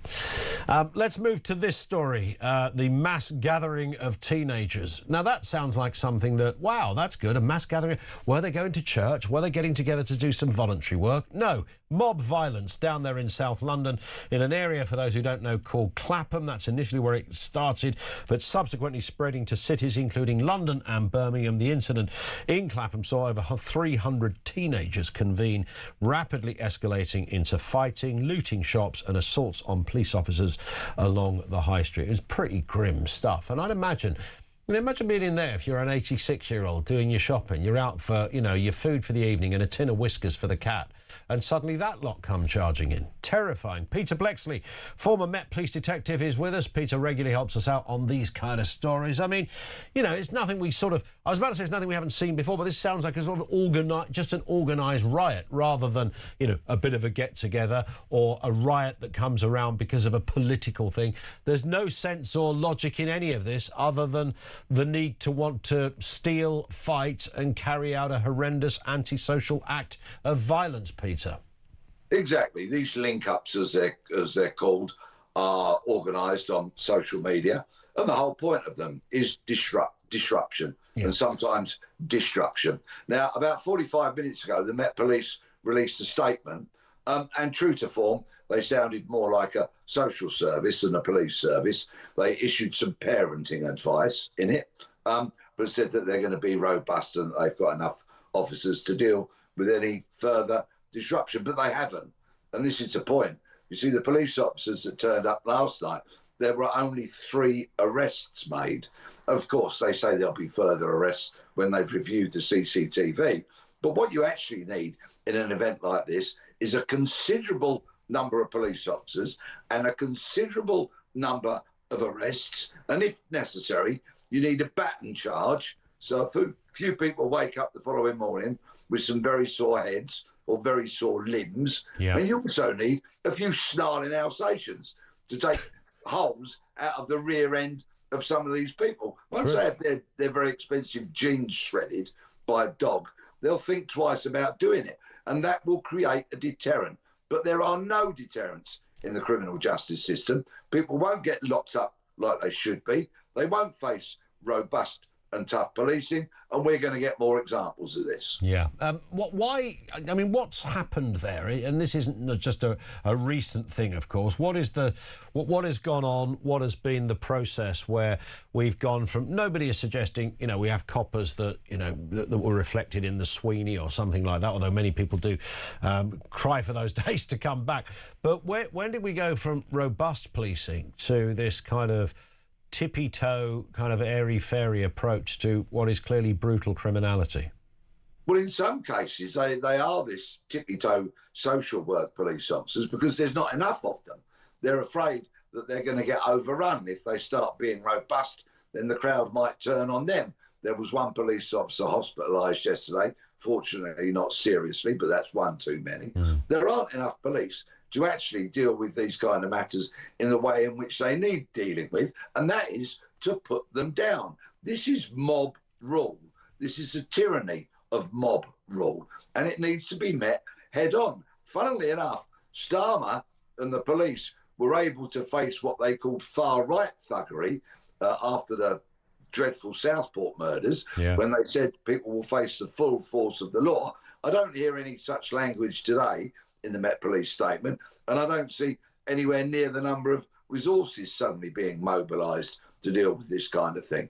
So if they tiptoe around it, it'll come back, it won't go away, and this disruption, and as you rightly pointed out at the start of this piece, it must be terrifying, not only for 86-year-olds, but I would think for 36-year-olds and 26-year-old law-abiding people. Yeah. It needs to be dealt with firmly and stopped.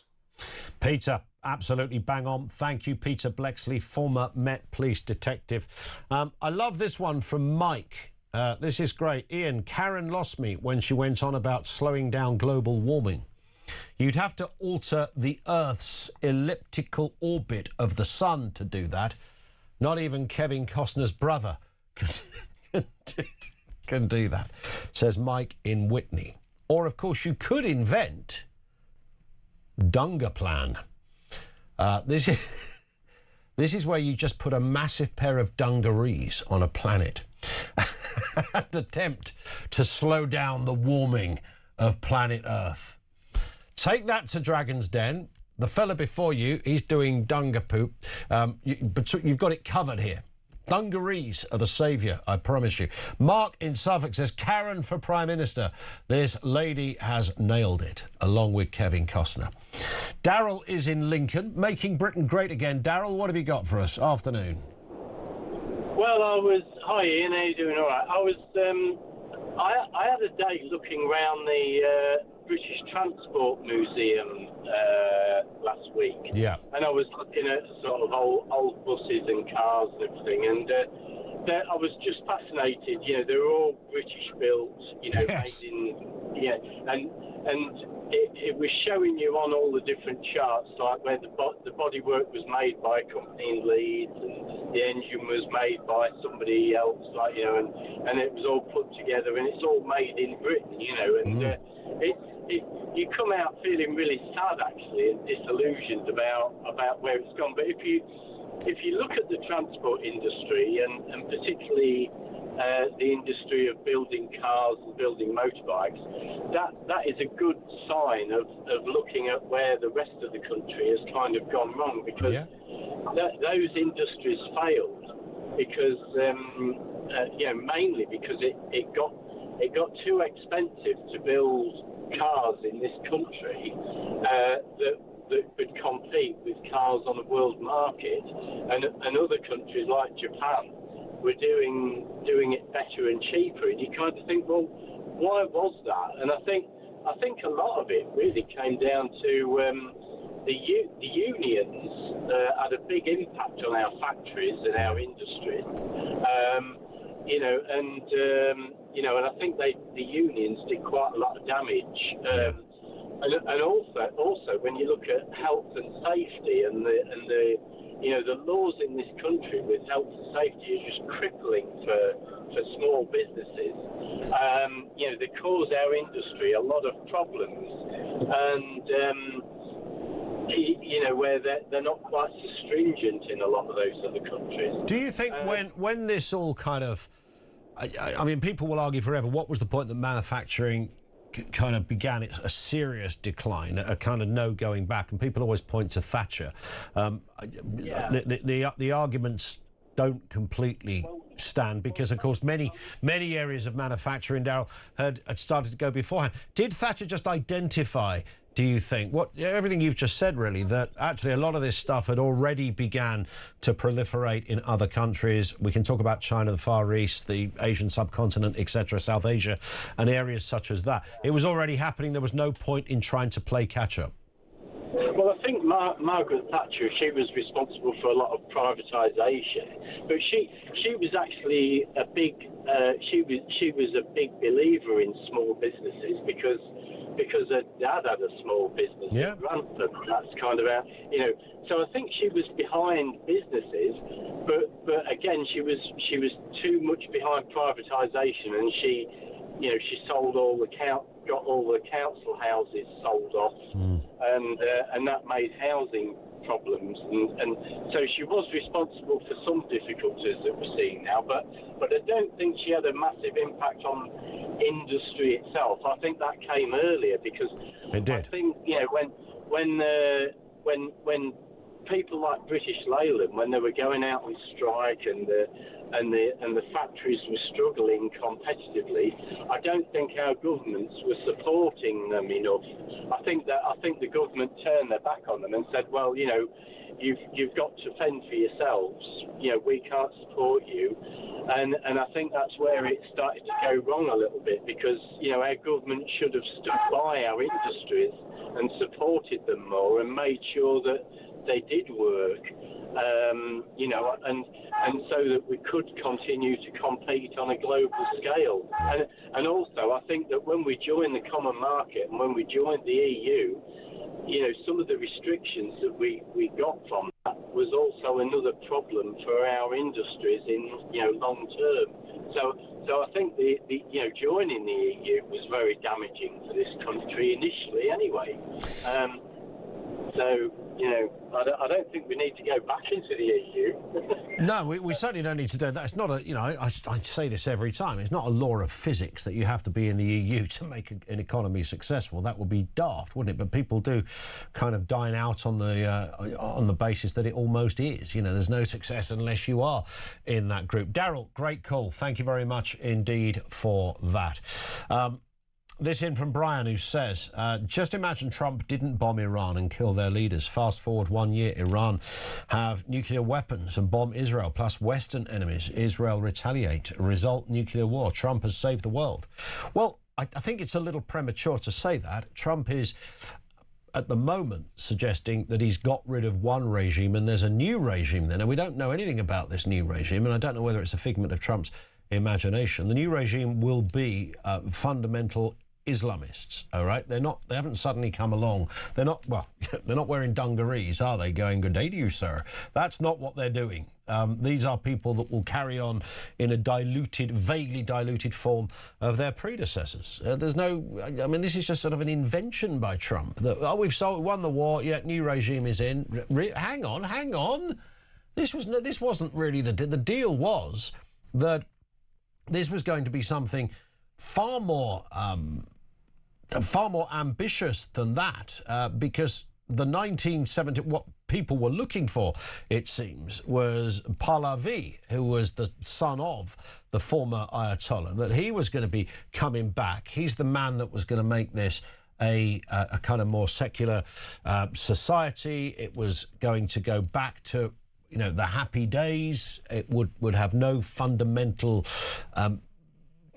tentacles to its administration. That's not what it would do. So what we've got now is all the relatives and friends of the former Ayatollahs that are being killed by Trump's bombs and Israel's bombs are now running the show. And Trump's going, they're far more intelligent and accessible. I don't think that was anywhere near the issue. And I also don't, the original intent, and I certainly don't think that this would be a group of people that are going to be malleable and open to democratising their government or their system. I've not heard anyone else say this with a straight face other than Donald Trump. So help me out here. 0344 499 1000. But yes, I mean, Brian is quite right. It's certainly curtailed, regardless of who's there. It's curtailed them, at least temporarily. Our lines are open. Back with more from you coming next on Talk.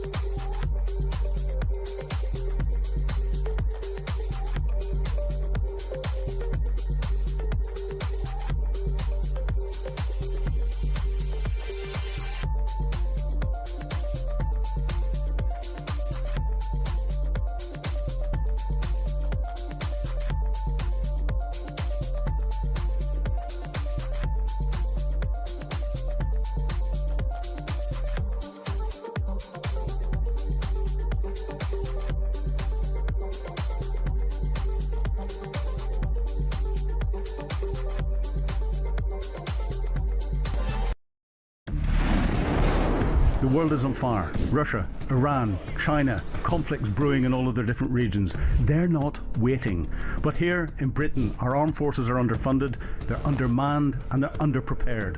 And nobody in government wants to talk about it. Well, we do.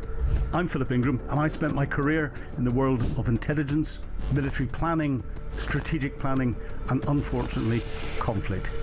This is Talk War, and this is where we analyse the conflicts shaping our world. Breaking news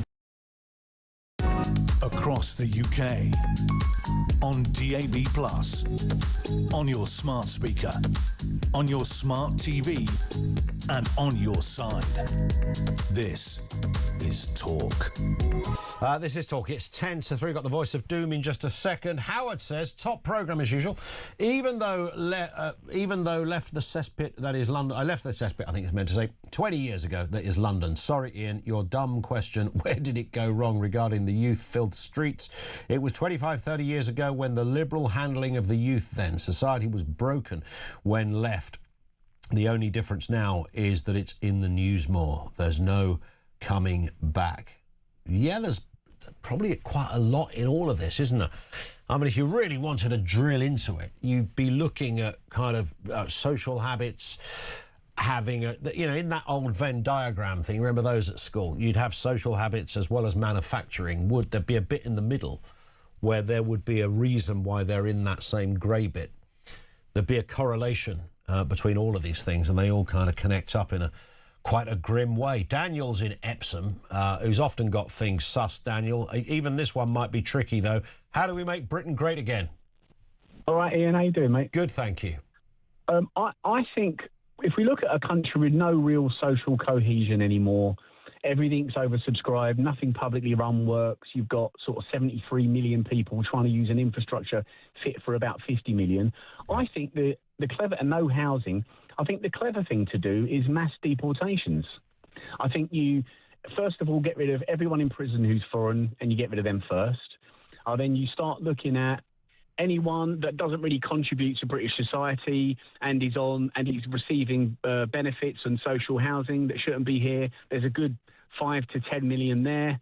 And once you've done that, you then prioritise British people for that housing. The prices of houses will come down because there's quite a big glut of houses back again available. I think we go back to sort of the population we had before 1997, where it was much more, I think, homogenous, much safer, less crime. And I think that's the only way that you bring Britain back. But a country is only the sum of its people. When you go to Italy, what makes Italy Italy is the fact that it's full of Italian people. And I think that's what we need to do here. We need to admit that successive governments have made a mistake, and mass immigration is basically destroying the fabric of our country, and we need to make that adjustment. Mass deportations, I reckon at least 10 to 15 million, and we only allow in future the brightest and the best, and we're very selective when it comes to immigration moving forward. What sort of timescale would there be on deporting 10 million people, do you think, Dan? As quick as possible, really. I mean, you'd probably stage it so you could then give the houses to actually British people that need and deserve it. But yeah, that's what I'd like to see. But it would be, sorry to interject, but it would be argued that logistically to do that, you would be looking at, maybe 30 years or something. Yeah, it might take you a decade, but you'd need to be kind of root and branch about it. And what you do is anyone that isn't contributing to British society that happens to be on welfare and taking up a social house, you're removing that problem. You're getting rid of the weight that's dragging this country down. You're getting rid of the anchor that's dragging us down. And you're ensuring that the native population are getting the houses that they deserve. And we get a bit of room in the country. The roads get a bit more clear. And we get rid of a lot of the problems that we currently have. And the only way you really do it is mass deportations. And that kind of frees up the infrastructure as well. All of a sudden, there's less people in the hospital. There's less people in the maternity unit. There's less people on the roads. And that is the answer. But I wonder how many, what happens when you've got, I don't know, a Polish person that's lived here for 30 years. They came here legitimately. They've worked. They pay taxes. They might employ people. get a bit down on their luck, can't work for, they get to 50, they can't work anymore. Does that person get deported? No, because I think you have to take a step back. You have to look at the contribution that person has made. Got it. Okay. I think you have to kind of go, right, take a broad view. I mean, I know someone in social housing, right, that has a really kind of low-down job in sort of a public institution. Their partner doesn't work and they've got 6 children and they're from abroad. And I kind of think to myself, when you think about it, all the kids are in education. They've had some of the children here in our hospitals. All the child benefit and all. No, that's a good example. It's not about no one wants to. It's not about being unkind to individuals or what the colour of somebody's skin or their religion. It's you're right. I mean that is put like that a completely unacceptable situation. I hear it. Dan, thank you very much indeed. I've got to move just for time. Thank you for that. I'm going to talk to David in London in just a second. We got the voice of doom here, of course. It's the mystery voice. This is day 2 of a new voice. It's always political, so you're looking for a politician, left wing or right wing, dead or alive. Who is this? We didn't do that. Wow. Here it is again. We didn't do that. I'm just trying to remember who it is. Oh, yes, yeah. I think I've got it. I might phone in might give it a go myself. If you think you know who that is, 87222. Here it is again. We didn't do that.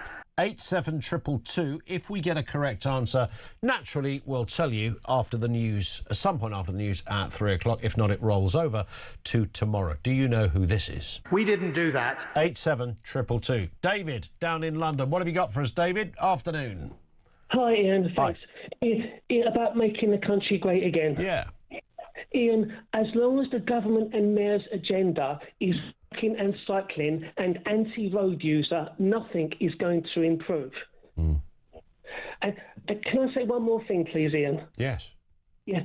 Whenever there's a discussion in the media about the climate, I really wish that there was a scientist who knows the subject would be there to counter what people like Donica McCarthy and all the rest of them say, because this is the trouble. We're stuck with a media that allow these people to talk, and there's no scientist to counter the rubbish that is spoken. So well, there was a period, wasn't there, where the BBC wouldn't put any counter on because they said there is no counter. Yes. Well, there is. I've done plenty of research on this, and I can assure you, renewables do not work. They're going to destroy the country.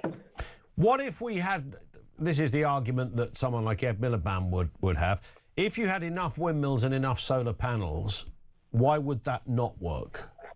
It's going to destroy the environment. It's going to leak cadmium into the soil. It's going to kill all of the birds.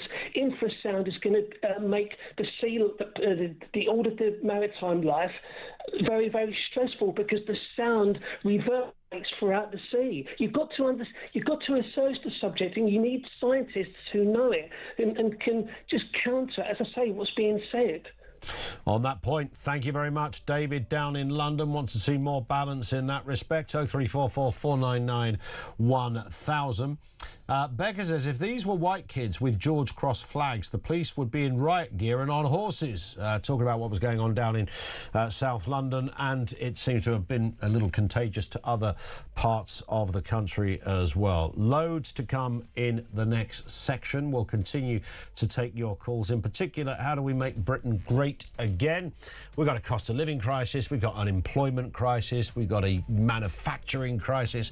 How do we put it all back together to make the place like it maybe once was, or a little bit of what it once was?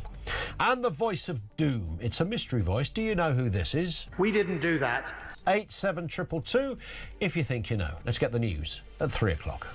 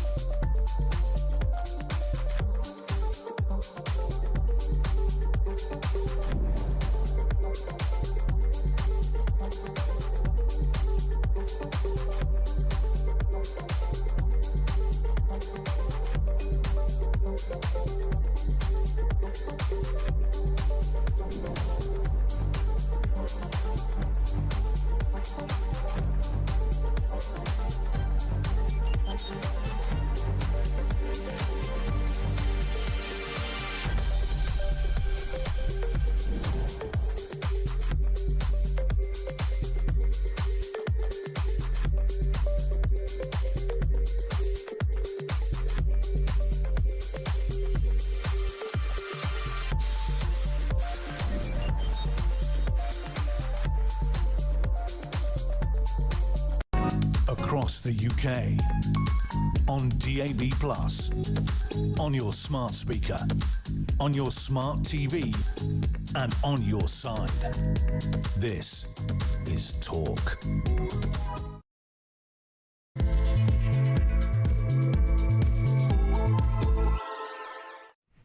And good afternoon. Yes, welcome back to the home of common sense. It is the Afternoon Empire.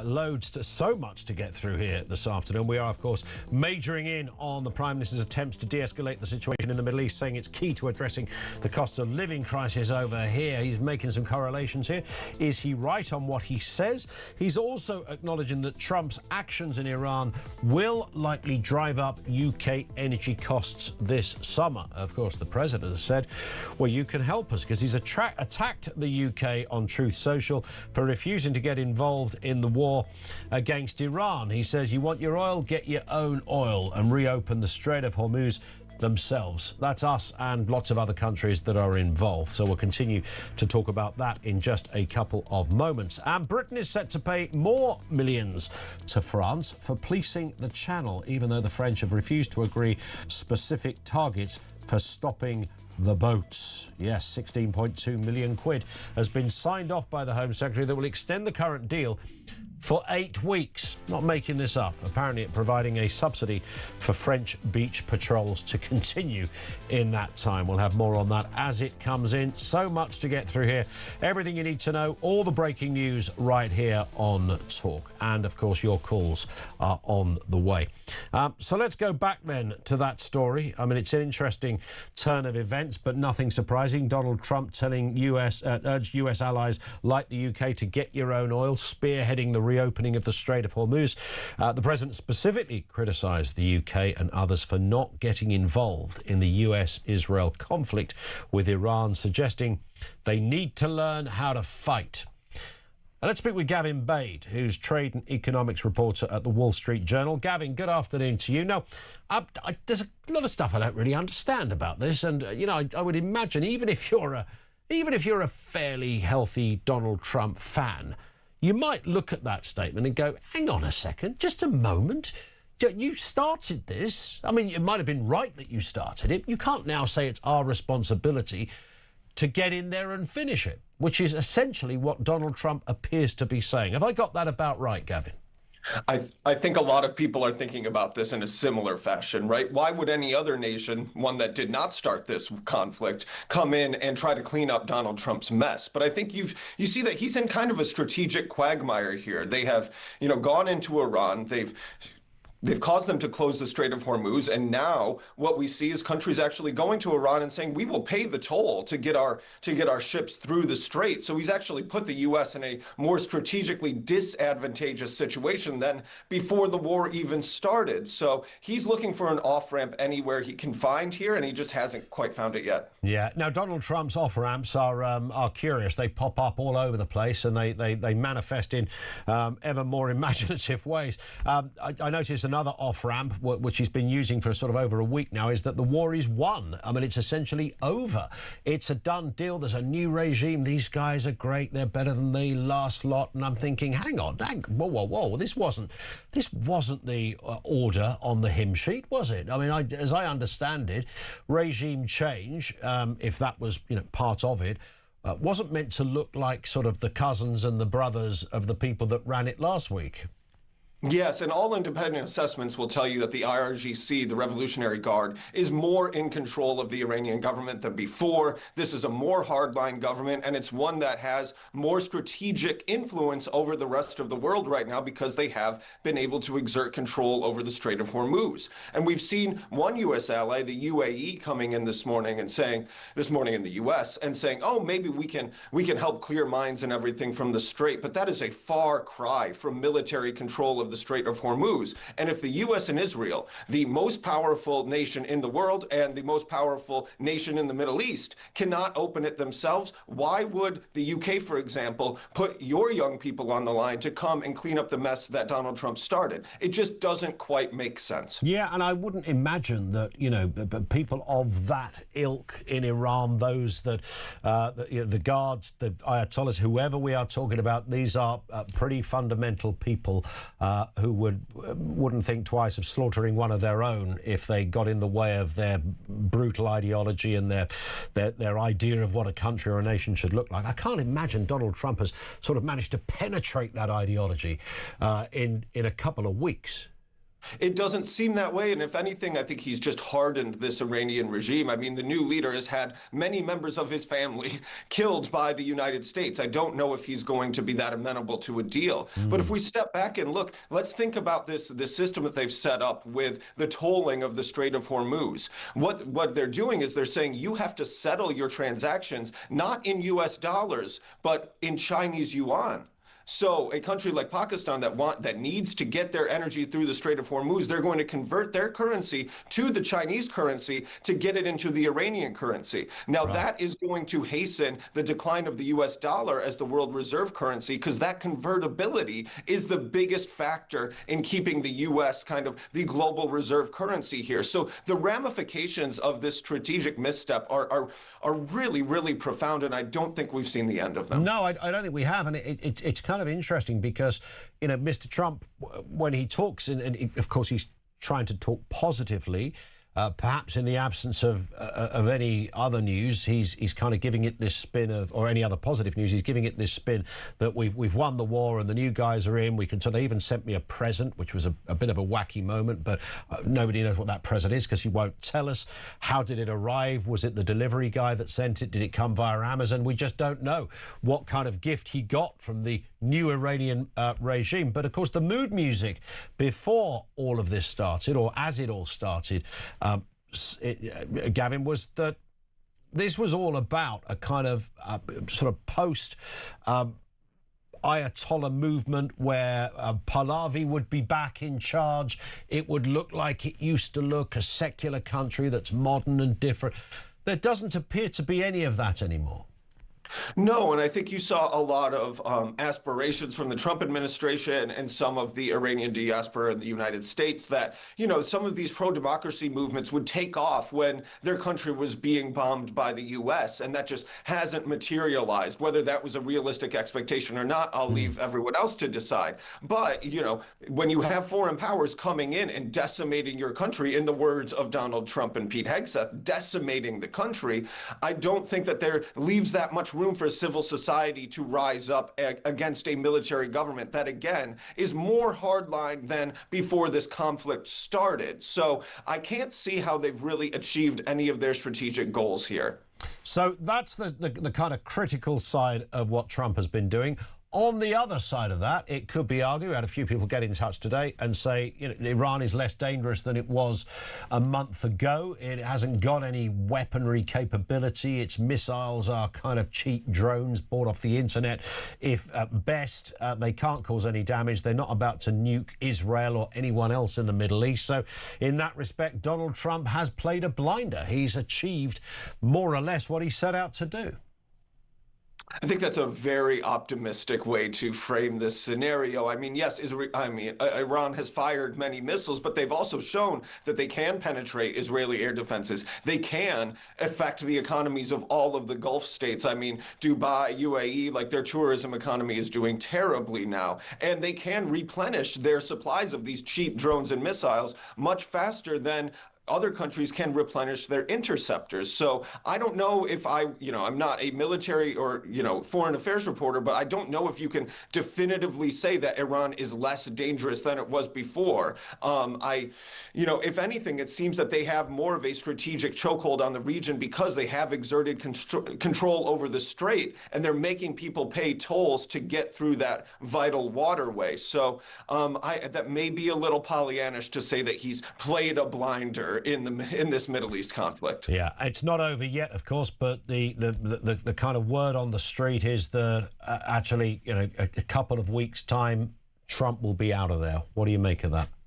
I think that he keeps moving the goalposts and we keep getting different timelines from each and every other person, right? Whether it's him or Caroline Leavitt or Pete Hegseth or Marco Rubio. I think the most optimistic scenario, this is what they wanted to happen. They wanted to install a new regime in Iran, take control of those energy resources and be able to squeeze China and other adversaries who rely on Iranian oil. I just don't know. Now it does not seem like they think that is possible. Trump this morning posted on Truth Social, "Oh, Iran has just offered me a ceasefire. I'll only accept if they open the strait."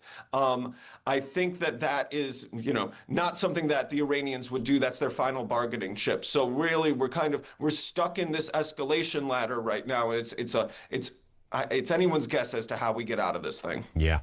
Gavin, great to have you on, sir. Thank you for your time. He's Gavin Bade, trade and economics reporter over there at the Wall Street Journal. Thank you to him. This seems to have discombobulated even those that would naturally support Donald Trump. It doesn't matter where you are politically. Some of this stuff just doesn't add up. The stuff of, the new guys in charge. Whoa, with the new guys in charge? So there's a new regime now. It's all leave that alone. Job done. I don't think it wasn't a specific individual that Trump was trying to take out. It was a far bigger endeavour than that, right? And this was about the uprising of the Iranian people and getting their country back, and democracy and secularism and all that was, we are told the appetite was there for that kind of change, back to where it pretty much once was back in the late 70s and the like.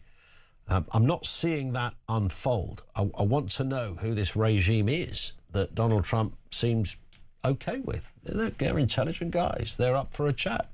He said with a smile. Tony's in Doncaster on this very point. Tony, what are you making of it? Hi. To be honest with you, I'm a little bit disappointed with a lot of people ringing in, agreeing with Donald Trump's stance. I'm a patriot to my country, first and foremost. And when Donald Trump got back in, I think, about roughly 15, 16 months ago, he started intimating from the start about wanting to get out of NATO, that we need to pay 5%, not 2.5%. And he started the old threats about there's a big ocean of water and, we're all right. So he's been looking for an exit strategy, as far as I'm concerned, all along. Now, just fast forward this. He has effectively, him and Israel, has started a war that didn't need to happen, because before anybody says to me, oh, nuclear weapons, didn't Donald Trump, this president that tells the truth all the time, didn't he not say in June last year, we've had a 12-day war, we've flattened them, there's no nuclear weapons, there's nothing to worry about. Yes. So hang on a minute. So we've got to start questioning this guy's integrity from the start. Everything he says, he just lies. 4 weeks ago, he said there was a French ship going through Hormuz after 4 days. Then they retracted it. Then he's doing a deal. Then he's not doing a deal. Then he needs British. Do you know what? It's farcical. It's absolutely farcical.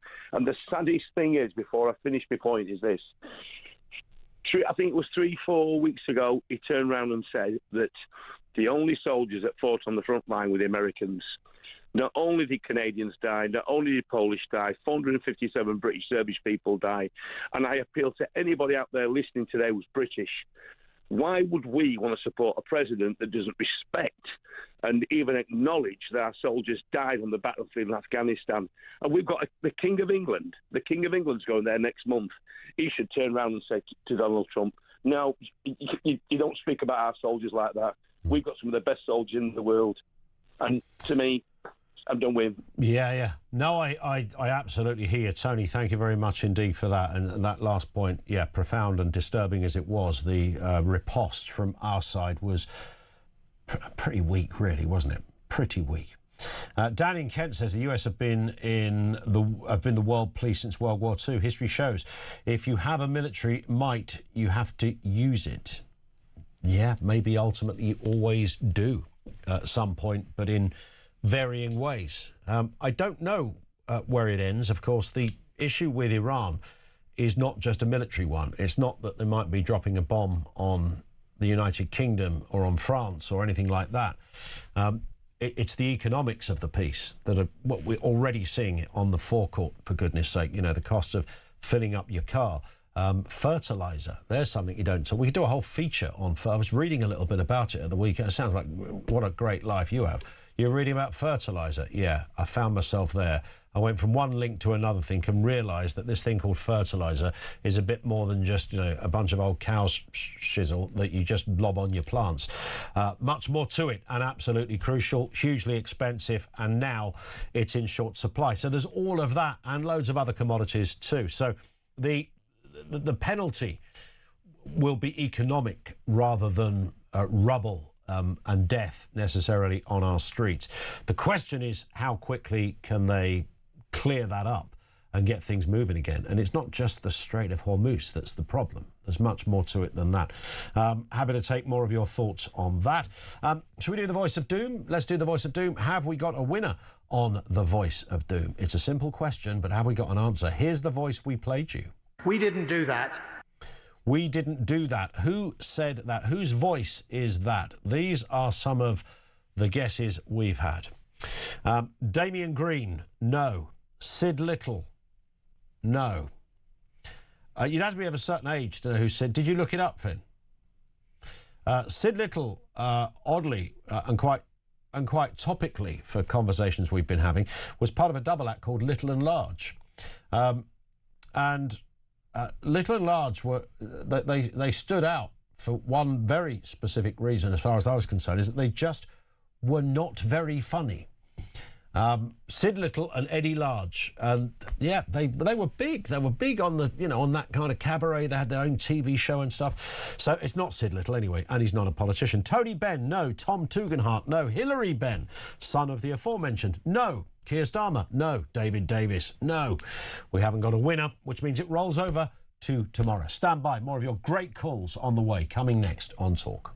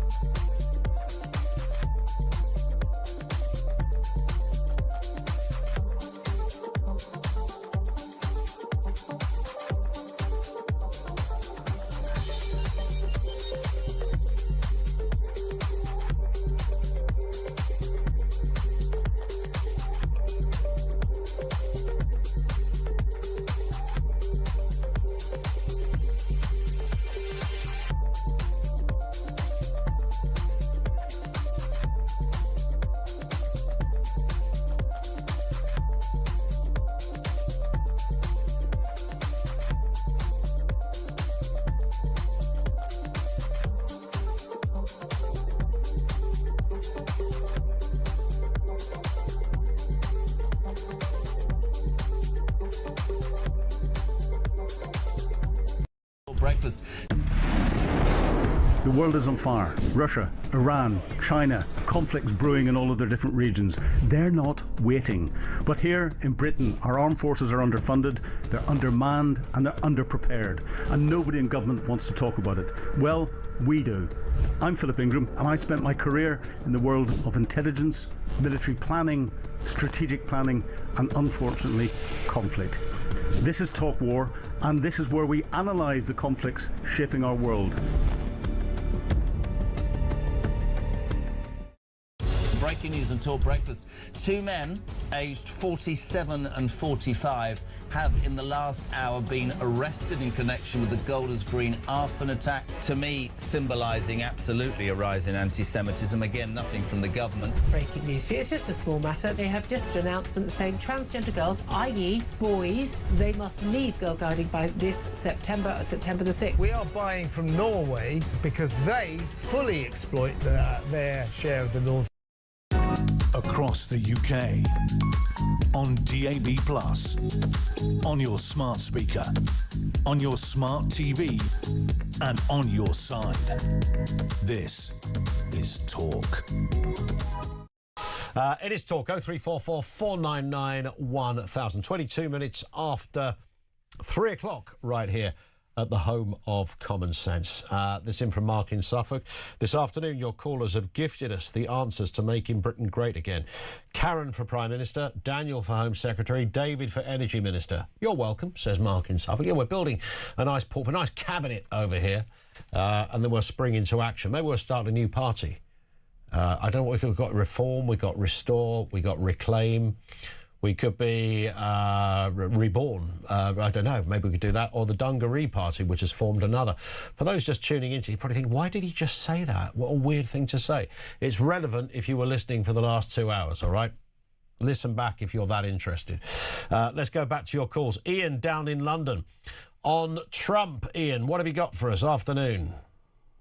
Hi, Ian. Hi, yeah. I'd like to say, getting emotional about it. Yes. That quite simply, you had a call a couple of minutes ago, sort of blaming Trump, blaming Israel, as they like some of these, I hate to say, anti-Semitic people do, saying quite simply that Israel went to war with Iran, same sort of thing as Iraq, on nothing. It isn't like that. Yep. Even the UN, who really are not Israel's friends, all admit that Iran has got uranium. Yep. They have. There's been no doubt about that. And they have been, specifically over the last 5-10 years, trying to build a nuclear weapon. But that was obliterated, right? The nuclear capability, we're told. We were told. With a lot of fanfare, Donald Trump told us that. But there's been no proof as of yet that anything has actually been sort of let out. Do you know what I mean? That they'll be able to pick up in fragments in the air if uranium has got out into the open. Correct? Like they did with... I would have thought so, yes. Yeah, right? So they are trying to work on it. The one thing that is unfortunately been proven by what's gone on lately is they now can hit Tel Aviv and the most of Israel with their ballistic missiles.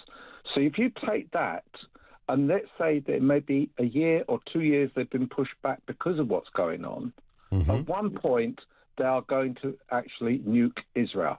Now, you tell me, with that but how can you have... Go on, but why is nobody is really saying that? I mean...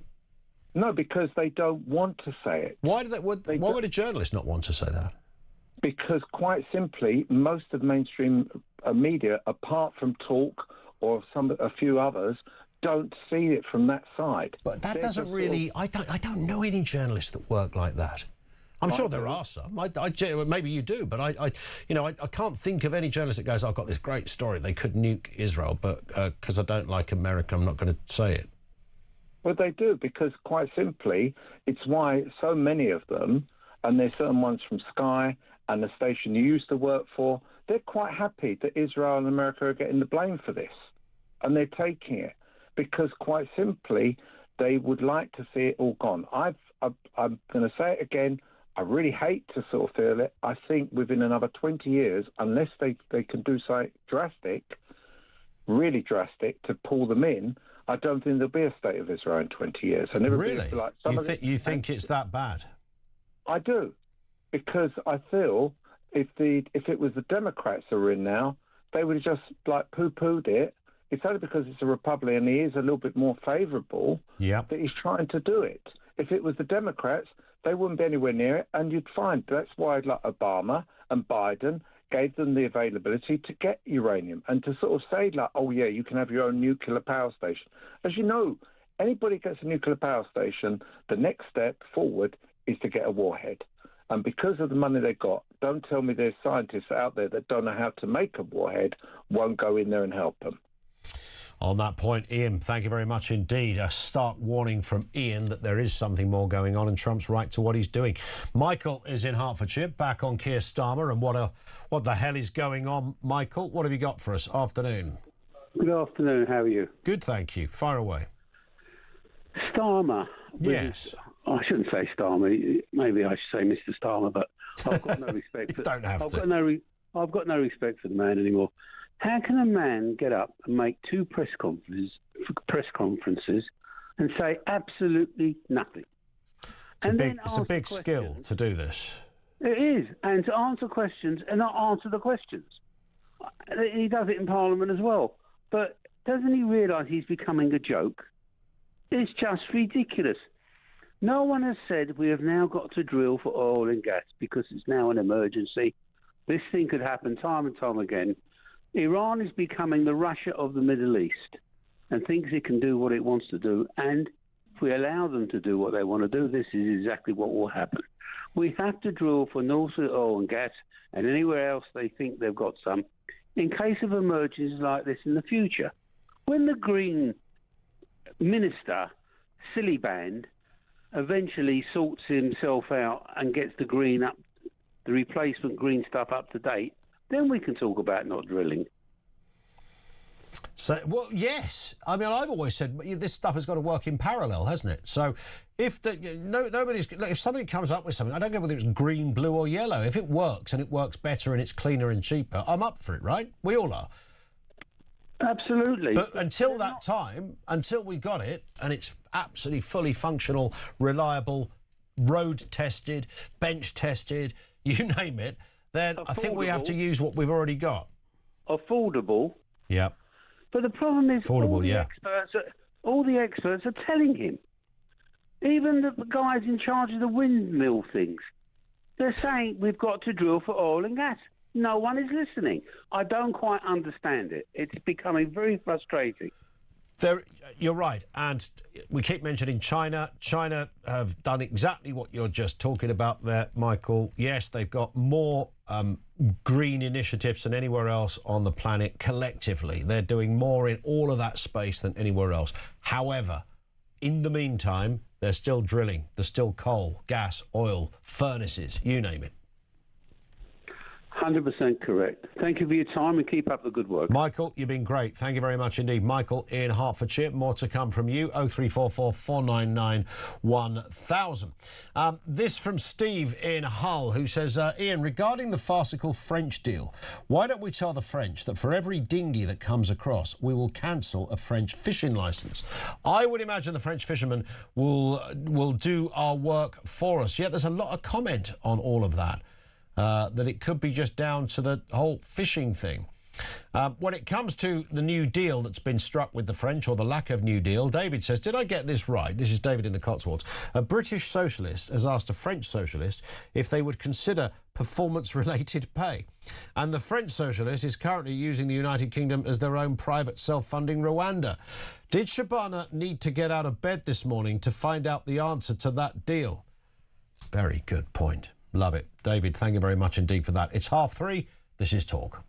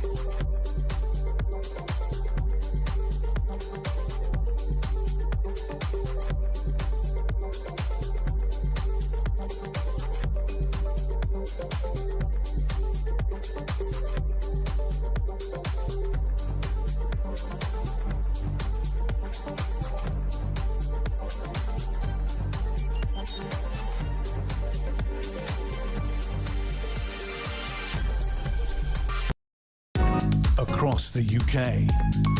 On DAB+, on your smart speaker, on your smart TV, and on your side. This is Talk. It is Talk, just gone 3:30. Well, you might have noticed that NASA's Artemis 2 will be the first crewed lunar mission since 1972. It's very exciting stuff, this. It's only very cheap to do these things, by the way, just $93 billion so far. My goodness. It's a massive rocket, an innovative spacecraft. It's a 10-day voyage around the moon. It's not one small step on the moon, but it is a vital step towards establishing a permanent lunar base. Let's speak with the astronomer and science writer, Dr. David Whitehouse. David, good afternoon to you. Good afternoon. Now, in your world, this must be like Christmas Day about to happen, right? It's tremendous because we have lived far too long in a world where going to the moon was something we did a long, long time ago, with people who 20% of people around today knew about Apollo. Most people, it's history. We have lived far too long with it as being history, as far away as the Beatles. Now, at last, new generations are going back to the moon in a new way to start what is... Well, when you look back at the last century, what things come to mind? The walking on the moon is one of the first things that comes to mind. Yep. We have a new generation, a new direction, and hopefully to stay. And this is history that is starting today. So, yes, I've waited most of my life for a lunar mission, and today is launch day, and there's nothing like it. Absolutely. It's interesting, isn't it? Because people, even conspiracy theorists, they love this one, don't you? Not the man didn't walk on the moon thing, but why? I mean, that's just crazy, but sometimes fun to look at. But the fact that we've never been back, I think people often say, well, why have we not gone back? I mean, what's the, Neil Armstrong made that incredible historic step. We can see the foot. We don't even have to look at it. We can see it. We know the words. We can repeat the script. Absolutely incredible, monumental moment for mankind, quite literally. But no one ever went back again. What was the specific reason for that? We never got our act together. I mean, partly because when we went to the moon the first time, the politicians were there to beat the Russians. Yeah. And when they'd beaten the Russians, that was it. They'd achieved it. They moved on. They weren't interested in going further. I mean, there were plans to go to Mars in the 80s, but they didn't get the money. And since then, there have been many attempts to restart the program. But they've always been a bit half-hearted. They've always wanted too much money. They've always been top sliced with the money, and the timetables extended and eventually got cancelled. It was actually, believe it or not, there are good and bad space presidents, and Trump is turning out to be a good space president, because when he came to power, he said to NASA, when are you going back to the moon? And they said 28. And he said, not good enough. I won't be in office at that time, because he expected 2 consecutive terms. Get a move on. And so what we're seeing now is NASA getting a move on, and it's great. It's great, but it has cost $93 billion. This is an awful lot of money. People might, an outsider might reasonably say, look, hang on, everything's got cheaper these days. A TV used to cost you £1,000. You can now pick one up for about 30 quid, and you can carry it under your arm. Why is space travel not just expensive, but almost seemingly more proportionally expensive than it ever was? And 93 billion quid. Is that just the rocket? Is it more than that? What does this entail? 93 billion is a bit on the high side in terms of incorporating absolutely everything. Got it. The return to the moon over the next few years is actually 20. But you must remember, you don't spend the money in space. You spend the money in the only place you can spend money, and that's in the economy. So when you build a rocket, when you build the infrastructure, you're involving thousands, hundreds of thousands of people, thousands and thousands of companies. You're spending a lot of money developing high-tech management, technology, an established workforce that moves out into other areas of the economy. And eventually, yes, it sounds a lot of money, but compare it to how much you spend each day in Operation Epic Fury, and you find that the amount, what you spend on space, eventually it gets paid to people and gets spent in supermarkets, on cars and on houses. And it also gives you a future where the young look to something like this. And we haven't had this for 50 years, as you said. Yeah. They look for something like this and say, I want to do that. I want to be involved. Now, whether or not they will remains to be seen, but the ambition and the drive is what keeps us going. Now, of course, they're not landing on the moon. They're flying around the moon. What do they mean by flying around it? I mean, is it touch? Could they put their hand out the window and touch it? Or are they, still 10,000 miles away from it? What's the deal there? They'll be 5,000 miles above the moon as they go around the dark side of it. Okay. Around the far side of it, I should say. Yeah, that's the furthest anybody's ever travelled. And in fact, if they launch tonight at 11:30, it'll be a day and an hour before they fire that rocket that takes them irrevocably to the moon. They're going around the moon on a free return trajectory, means that once they go there, theoretically, they don't have to do anything. They just swing round and come back. It's all automatic, and that's a safety procedure. Yeah. But they will see, because they're so far away, they will see parts of the moon with their unaided eyes that no human has ever seen before. Wow. And doesn't it make you feel wonderful that there are people around who are doing this today? It makes me feel envious as well, in a good way. Of course, yes. The idea that, because of course lots of people do that travel to, in inverted commas, space, where you kind of get a little view of the arc of the Earth, but you're not the complete thing. These guys will see the entirety of planet Earth and simultaneously the moon as well. Oh, just the photographs we're going to get, should everything go well, are going to be, iconic. We're going to see some wonderful things. And the last time something like this really happened was Apollo 8 in 1968. At the end of a very troubled year for America, with the race riots, with Vietnam, the assassination of Robert Kennedy and Martin Luther King. We need something like this in our world to raise our eyes above something. And I know it's costly, but this is something that is our mark in history that will be remembered far after Epic Fury and Donald Trump are gone. So what are they doing it for, then? There's this talk of a lunar base. I mean, is that literally what it says on the tin? Yeah, they're going to spend a couple of years developing the technology. It's not going to be easy. I mean, this is a high-stakes, high-jeopardy plan to get back to the moon. It might not work. And China is planning to go to the moon as well, and they may well beat the Americans. So the Americans are hedging their bets by saying that, OK, whatever happens, we want to build a base on the moon and then go on to Mars. This is going to take many, many years. The first crew that land on the moon in 2 years' time, hopefully, are going to spend perhaps a week or 2 weeks there, and then they'll ramp that up because there's a great deal of excitement and scientific interest you can do on the moon. And just imagine in 10 years' time, a youngster coming home from school, being able to log in and get a lesson in science and technology live from the South Pole of the moon. You can't buy that. No, indeed. And when they talk about building a base there, I mean, I don't know how the fella from B&Q is going to get the steels in there, but, they'll give it a go. That in itself, though, as you rightly say, I mean, this is complex stuff. We're not talking about ordinary construction here. This is something more. This is high-tech stuff, although if you look at Japan, they have got robots that build houses. They literally scoop up material, turn it into a sort of toothpaste-like substance, and then spray it around to make an igloo. And that's what will be done initially. You'll put up robots there. They will take the lunar soil, they will process it into a type of cement, and then they will literally, around the robot, build themselves an igloo. It will then be filled up with an inflatable inside, covered with dirt to protect it from radiation. And those will be the basis of an expanding lunar settlement, stretching well into the next decades of the next century. Well, and of course, as time goes on and innovation continues, and one would assume it can progress at a faster rate. Once you've opened a certain can in these departments, you've set the precedent for something, and then eventually, it sounds a bit crazy saying it now, but people having a trip to the moon, people going on a flight, spending a weekend. Where are you going this weekend? Paris? No, the moon. I mean, why not? Why not? It is possible. This is our long-term future.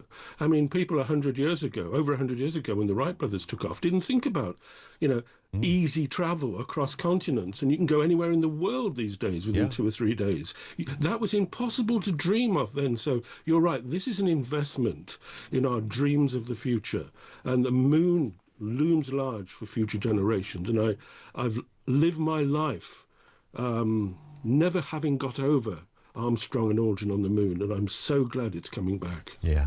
What about Mars then, just briefly, David? I mean, it's talked about a lot. We've sent little rovers over there. We've got some incredible photographs and all the rest of it. A few samples have been scooped up. But actually getting there, a man landing on it, I mean, just give us the context of this. How long would it take to get there, and why can't we do it now? The moon is 3 days away. Mars is 10 months away. Right. It is far, far more difficult to go to Mars and come back. We do not know how to do it. Mars is, of course, a much more dramatic world than the moon. It's the first true world of the cosmos. The moon is a chunk of rock compared to Mars. But we do not understand the parameters of this, because, for instance, if you were to set off on a voyage to Mars, you'd be close to the Earth, you'd fire your rocket, and then you could not turn around and come back. You would be committed to 3 years away in deep space. Wow. That is psychological, technological pressure that no human has ever had to face. And these are part of the barriers we face in order to get to Mars and explore Mars. But once we do, Mars is such a world of wonders and such a more colourful, dramatic, possibly world with possible evidence of life, that it does beckon us. But we have to learn what we can from the moon and realise that going to Mars is just not like going to the moon and a bit. It's a whole massive difference to get to the red planet.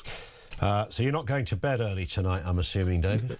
No, I should be there because, it's launch days. I mean, launch days are great, but going to the moon, as you said, not since 1972. So I remember actually arguing with my dad when I was young, when he wanted me to go to bed after Apollo 11 landed, before Armstrong put his foot on the moon. That was an argument that a young boy was not going to lose, and I've followed the tradition ever since. I'll be there. Yeah, I don't want to criticise your father's parenting, which I'm sure was brilliant, but he definitely called that wrong, didn't he? He did. Although it was in the middle of the night at 3 o'clock in the morning, but even so, it was the moon, even so. Yeah. Absolutely. David, great to have you on to enjoy the rest of the day, and of course the big takeoff as well. He is Dr. David Whitehouse, astronomer and science writer. It is, when you talk, I love talking to people who are experts in that field, to hear their kind of animation and excitement over it. And it's quite something, isn't it? And what's quite something is the fact that it's not just the specifics of this journey, but the implications of this journey and what it means perhaps going forward. And that is huge. But I guess, without sounding a bit, too dark about things, most of us, in fact, all of us probably won't be here to see the fullest manifestation of space travel. And that are those trips to the moon and the odd occasional trip to Mars. Like you go to Asda, you could just nip off in a rocket from your back garden. Nip up to Mars, see what's going on over there. Maybe a bit of Saturn. 0344 499 1000. We'll talk to Robert in just a second. Stay with us, Robert. Don't disappear. I just want to give everybody here a chance to win. We've got 20,000 quid. £20,000 could be yours. It's completely tax-free right here on Talk. That's £20,000 straight into your bank account. You can spend it, you can save it, you can splash it, you can do whatever you want. It's entirely up to you. Let's have a look at the details of how you could win. For your chance to win, text TALK to 83338. Texts cost £2.50 plus your standard network rate. Or call 0343 418 7260. Lines close 9th of April 2026, 4 p.m. That's when you'll need to answer your phone if it rings. 18 plus, UK residents only. This is a network promotion. Full T's and C's at talk.tv/win. So for your chance to win, text TALK to 83338 now.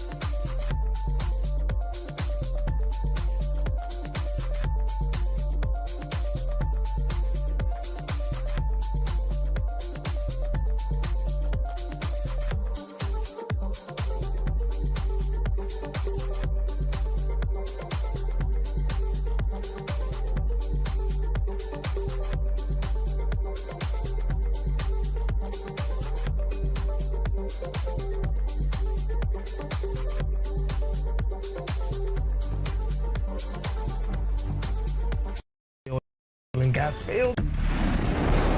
The world is on fire. Russia, Iran, China, conflicts brewing in all of their different regions. They're not waiting. But here in Britain, our armed forces are underfunded, they're undermanned, and they're underprepared. And nobody in government wants to talk about it. Well, we do. I'm Philip Ingram, and I spent my career in the world of intelligence, military planning, strategic planning, and unfortunately, conflict. This is Talk War, and this is where we analyse the conflicts shaping our world. Breaking news and Talk Breakfast.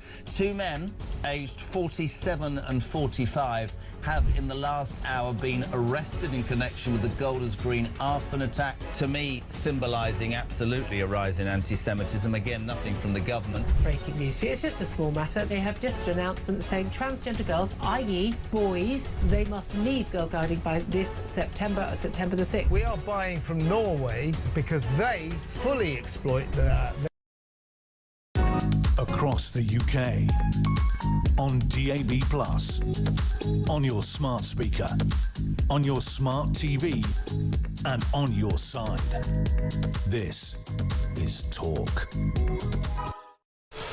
It is Talk, 0344 499 1000. Robert's in Hertfordshire. What have you got for us, Robert? Good afternoon. Good afternoon, Ian. Oh, yeah. I think what you're witnessing now regarding Trump is that he's beginning to eat himself. I said this a long time ago. He's beginning to eat himself now. And I think you're probably witnessing the end of him politically. It's gone all pear-shaped for him. You know, don't forget, this is Israel's war. This is Israel's war. He was just helping him out. He thinks he was calling the shots, but he wasn't really calling the shots. Not at all. And you look at you will never, ever beat Iran, not without boots on the ground. You just won't beat him. It's the same as Afghanistan. Well, according to Donald Trump, it's already been won. Well, we know it isn't. You know, we know it isn't. And now the only way I think you're going to open them straits up is to either obliterate them, because, you know, I don't think Israel are interested in stopping. They're not interested in stopping. And they're the ones who are calling the shots. He's just a bit player there. And the thing, I did sort of like him at first, but the thing is, he needs to show a bit of decorum. You know, he's a world leader. Yeah. Probably the most powerful man in the world. You're talking like a playground bully. It is sounding. I mean, I know we can have fun with politicians going off script, and sometimes Trump's a breath of fresh air because he can do that in the same way. You know, Nigel Farage can do it. There's one or two can get away, but there's a level, right? There's a point when you go, hang on, you're an international statesman, and you're in the middle of a very precarious and dangerous war. There is a certain way you describe things and talk about things. I think what happened as well with Starmer, he made a mistake there, not allowing them to use the bases at first, because that's all they was asking for. And the reason, you know, there was no morals attached to why Starmer didn't do it. He just had he was looking over his shoulder at the Muslim vote. I mean, that is not, you know, I don't care. But then, is that true? Because he did then relent and say you can use the bases. Well, is that surprising? Yeah, he did. I think there was a lot of pressure there. I don't know, but you should back them up. The thing is as well, before the war started, everybody was going on about the Iranian regime and killing thousands and thousands and thousands of people, a little bit like Iraq. You know, you forget about the brutality that they were doing to their own people. So, you know, the countries were under pressure to do something about it. You know, I don't think you'll see an end to this until Israel want to stop it. It's got nothing to do with America anymore. You know, we're going to pay the price for it.